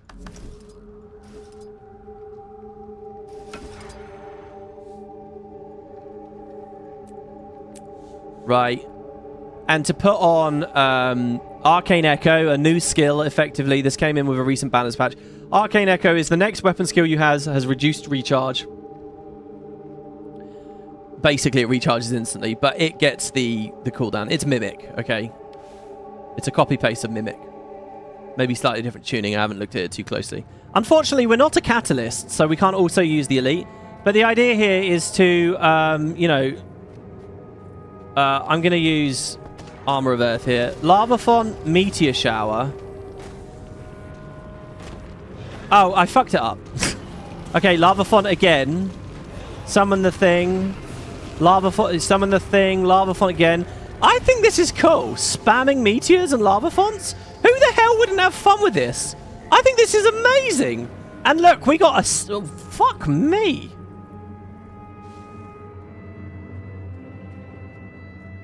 Oh no, it was Fireball. I thought we got a 6k hit on the electric discharge or whatever. Like, it might be a bit boring or slow, maybe, but come on, this is okay. You want to be a fire mage? Maybe it's worthy of its own elite spec. I don't like how it's sort of buried, but I like this. So here we go. We're gonna meteor shower, lava font, meteor shower. Use the fox on a guy. Use the fox. And look, meteor shower's coming back. So, the unfortunate thing about this, right, is as far as, like, efficacy, there's kind of just a thing where you meticulously go through every attunement, every idea, every weapon to see which one will actually do the most damage. And likelihood is it's not going to be this. But that's not really what's on my mind. My mind is whether this is actually fun to play while we run around in the open world. And again, I can imagine doing, whether it's on the Let's Play or my own playthrough when I'm on lists, I'll probably try some story chapters with this shit. This is fun, you know? It's so awesome that that's a stun break. Fox's Fury stun breaking me there was really fun. Again, I should have used the arcane skill there. It's nice to get Starfire back. I like this. I've missed this. I've hated the changes they've made over the years. There's kind of like this sort of like kiddie, nerdy idea that you have to be playing the piano, otherwise it's not worthwhile gameplay. Fuck all that. No, this is fine. Alright, this is just as valid as rangers that want to sit at the back and pew pew pew with their longbow. It's just as valid. Right, Guild Wars doesn't encourage that because of boons and shit like that. This might even be fun in World vs. World, maybe. Look, and we got the elite to double it as well. I think I'm actually quite close to a fun build here. Obviously, we've lost mental amounts of quality of life. Let's use the elite, I guess. Does that count for the trait? Our quality of life has gone so down, it's like not even funny. Because Elementalist is made to be able to use these other achievements. Here we're frozen in ice. And you can see my health going all over the place. What I will say is thank God I'm a Marauder right now, not Raw Berserker. But you know, if I had someone support him, if I had a friend giving me Alacrity and healing and shit. Alacrity especially on this. Isn't this cool? I think this is cool. I'm all about this. This is great. See, and other people will criticize this and say, oh, but you're just pressing the same buttons over and over. Look, I will maintain this. If we're in a rotation mindset, right? I don't give a fuck if it's a 30-button rotation, a 50-button rotation, or a, so to speak, noob-friendly 10-button rotation. The reality is, you'll spend a couple of days, a couple of hours at the golem, and it's automatic. It's muscle memory. You don't really think about it. It doesn't fucking matter whether it was 30 or it was 5 or it was 10. At the end of the day, it becomes about the bosses and the encounter and where you're moving and what you're doing, right? Like these arbitrarily complex things, fuck them all. Fuck engineer kit swapping. Fuck hidden cooldowns. Fuck achievement swapping. None of that matters. I would be perfectly happy to sit here and fire pressing these and bouncing certain utilities, you know, to try and upkeep the right pace. It doesn't matter. Once you're practiced with it, they all feel the same. It's just like snobbery. That's all it is. So yeah, I'm fine with it. I think it's cool. It's a cool trait. I'm excited to do it with water. This, right? Doing this trait with the water thing, spamming regen, right? So we go to the otter. We're in water achievement. And now we're spamming healing rains, which is spamming regen, which is spamming heals, which is spamming cleanses from cleansing water. Guys, it's going to be really cool. I want to play this in a Zerg. I want to play this in some meta events. I haven't really talked about it in this series that much. But open world, you know, meta events, I do like to do this sometimes. Like I said, we could go to Greer right now. Right? And this would be my build of choice for this. Mr. Ramo says, well, not fuck it, but it shouldn't be the only way to play. Exactly, yeah. Like, have the options for people. I'm not advocating removing the options. Have the options for people. I'm just saying I would never criticize this for coming into the game. This is cool. Oh, there you go. DreadsG's tried it. Monostaff water build is Chef's Kiss. It looks like it's Chef's Kiss to me. It looks really good. I'm very, very, very keen to play that. And yeah, it's simple gameplay, baby mode gameplay, quick to pick up gameplay. It's some fun trait interactions though. No, there's much less flexibility with 16 buttons than 15. If you mess up with 15, recovering is much more active than a 6. No, it's not. Wait, what do you mean recovering is much more active than with a 6-button rotation? Okay, first of all, like, you can't make a statement like that. That's far too obvious. Recovering a rotation depends on a lot of other things, like your professional mechanic. There are something, like Rev, right? Rev can be really annoying if you fuck up the rotation and you've desynced the weapon from the wrong legend. It can be a pain in the ass. It's got nothing to do with how many buttons you press, right? There can be slight... Look, I will acknowledge that there can be a slight skill difference, but at the end of the day, there are always places to reunite with the loop. And whether you have loads of buttons or few doesn't really matter for that.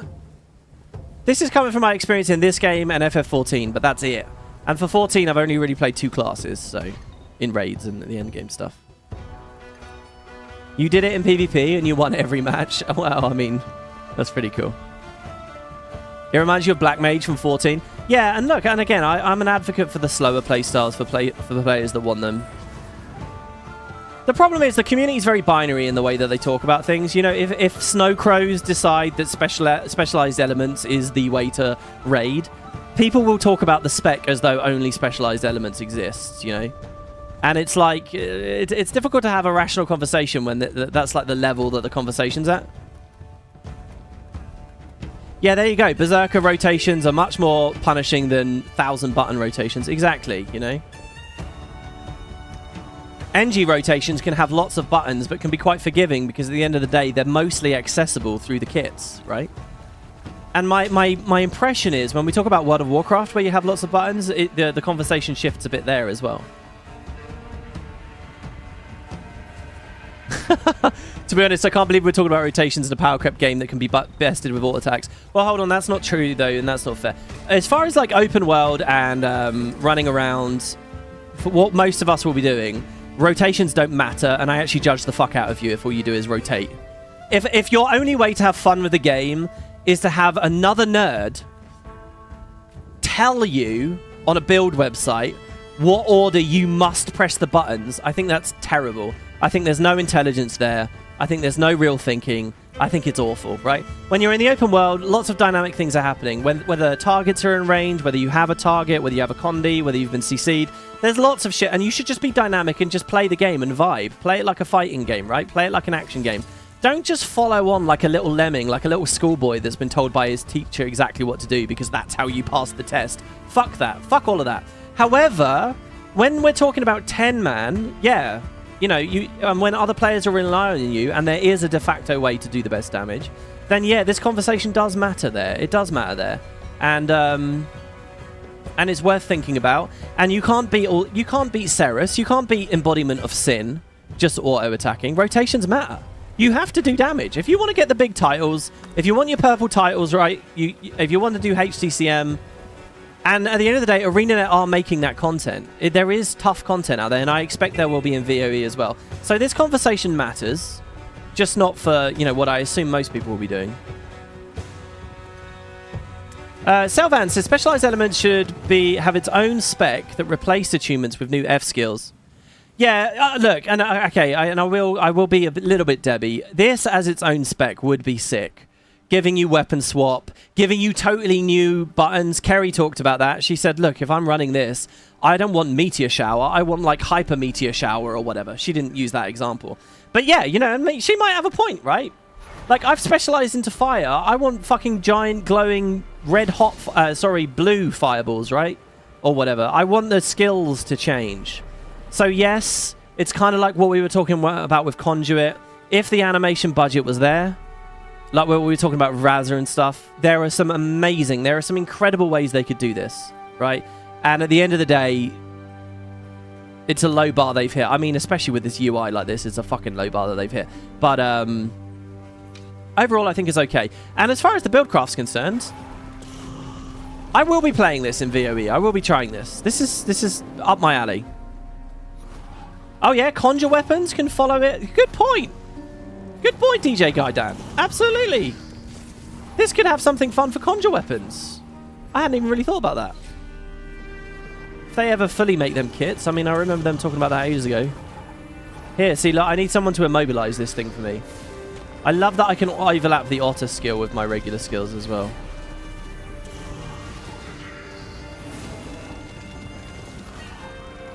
Beautiful.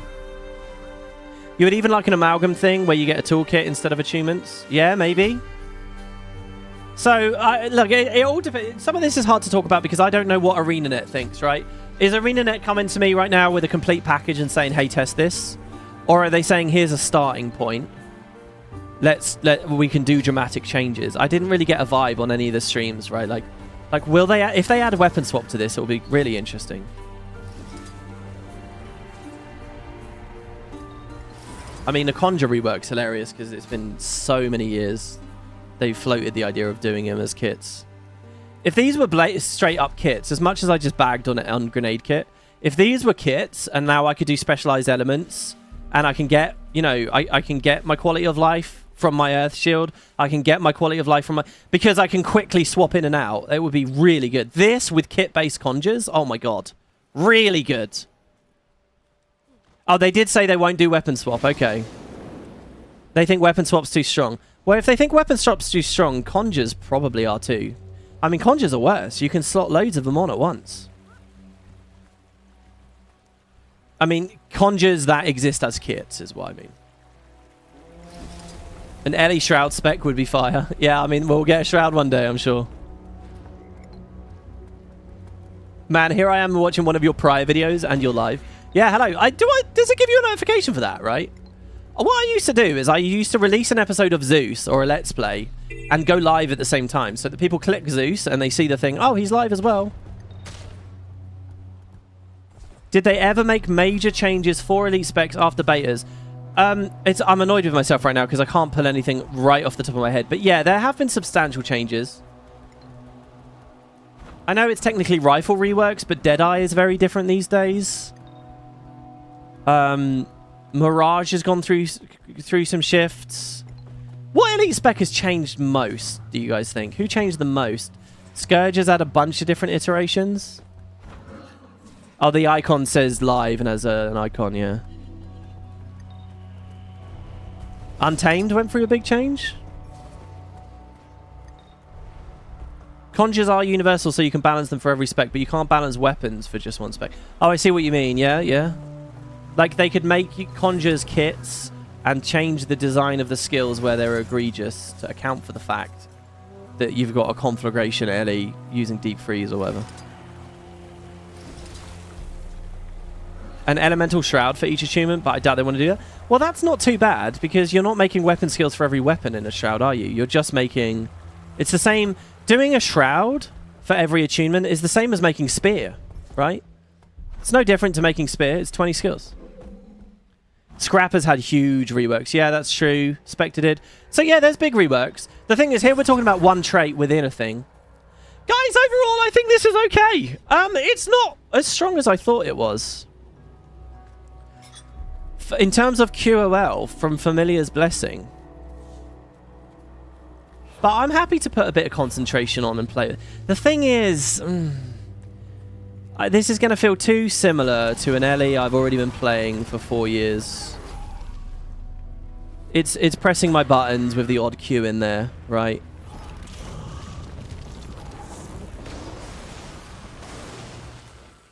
With that very special trait notwithstanding. And the Q gives me quickness, and the Q is ground targeted, and the Q does a bit of damage. The only slight distinction is it's not a field anymore. Do you know what I mean? Like... And honestly, in talking in terms of visuals, I mean, I don't know what your take is, everybody. I don't know what your mindset is here. But, you know, if you like big, crazy, splattering visuals everywhere, I mean, Catalyst is obviously the way to go. That obviously is my Aurene Legendary. Let's not look at that. But what I'm just trying to do is build some energy here. This is so much more insane than what the Evoker was doing, right? With the giant dragon, especially if you have the ground fields and stuff on. So yeah, I don't know which way I'll lean with that, but there you go. That's my experience with the Evoker, everybody. I'm going to have to stop. We're nearly 3 hours. I'm boiling. It's just past midnight. Yeah, the passive buffs of the power, yeah. And to me, it's like the feel of the spec. I just want to hit the buttons. And, well, I don't know. We'll see. I think Auto Evoker looks cool, and I don't play it anymore, but in competitive, Toad Evoker looks cool as well. For general PvE, Catalyst might still be where I stick. Elementalist Spear is gorgeous. Yeah, Spear is crazy with the visuals too. Which helm is that? It's from Secrets of the Obscure. What about reworking a trait so our pet autocasts? Well, that might be cool. Again, I think... If I had designed this, if someone else had dictated me the theme and said you have to do Spirits of the Wild and you have to make them like the little rodents, right? If I was giving that as my mandate, because I never would have made this at all, I would have made like an Arcanist, or I would have made the ability to mix earth and water for acid and fire and not in like a Weavery way. I would have like made a Hydrosophist, or I would have made a Thaumaturge. I would, you know, I would have dedicated into these. Anyway, if I was dictated those themes and I was making this, I would have made it a pet spec. Like a more dedicated pet spec. And a trait like that would have worked there. Sorry, the helmet is... But obviously that's not what they went with. Maybe they tried it and it didn't work. Sky Sage. The Sky Sage set is cool. It's a big hat, isn't it? This is tiny, so I've got to overcompensate, right? This is like having a really little willy in real life, you know, and you're really insecure about it, so you get a big car. This hat is showing you all my little willy. Hydrosophist, the DOS2 builds. Oh, I forgot you played Divinity. I love Divinity fans being in chat. Hell yeah. All right, guys, that's it. Oh, sorry, we've got one more question. Hey, WP, I've tried to get a membership with the channel, but the button isn't there. At least I can't find it. I could be blind. Is it because you're in the UK? I don't know. Is it? You can't join? Isn't there a little money button or something? No, I don't know. I'll Google that. I'll look that up. Oh, wow. DOS2 better than BG3. That's a hot take. I've been meaning to go back to both of those games. Both of those games have had huge updates since I last played. And Divinity 1, I did like 3 playthroughs. I did before it did had voice acting, after it had voice acting, and then again with like the enhanced edition or whatever it was. And I've meant to do that with the other layering RPGs, but I just haven't. They all have cool mods and stuff too now. I'm a USA guy. I can do the membership. Yeah. Maybe someone should test that. Just to test. No, I'm joking. Oh, a DOS2 LP would go hard. I know. I've got to figure my shit out, man. Just streaming and playing this. And then I start another Let's Play. And then there's Guild Wars news. And it just falls apart. Back to Oblivion very soon, guys. Thank you very much for watching. Join me next time. It could be the very last episode. Drop your comments and your thoughts on anything we talked about today. I know we've hit so many topics because of the Q&A section. 2 more to go. We have the Gale Shot and the Ritualist. As voted by you guys, the most excited specs you want to see me play or that you want to play? I don't know. Thank you, everybody. I'm going to go cool off and maybe keep an eye out for that spider.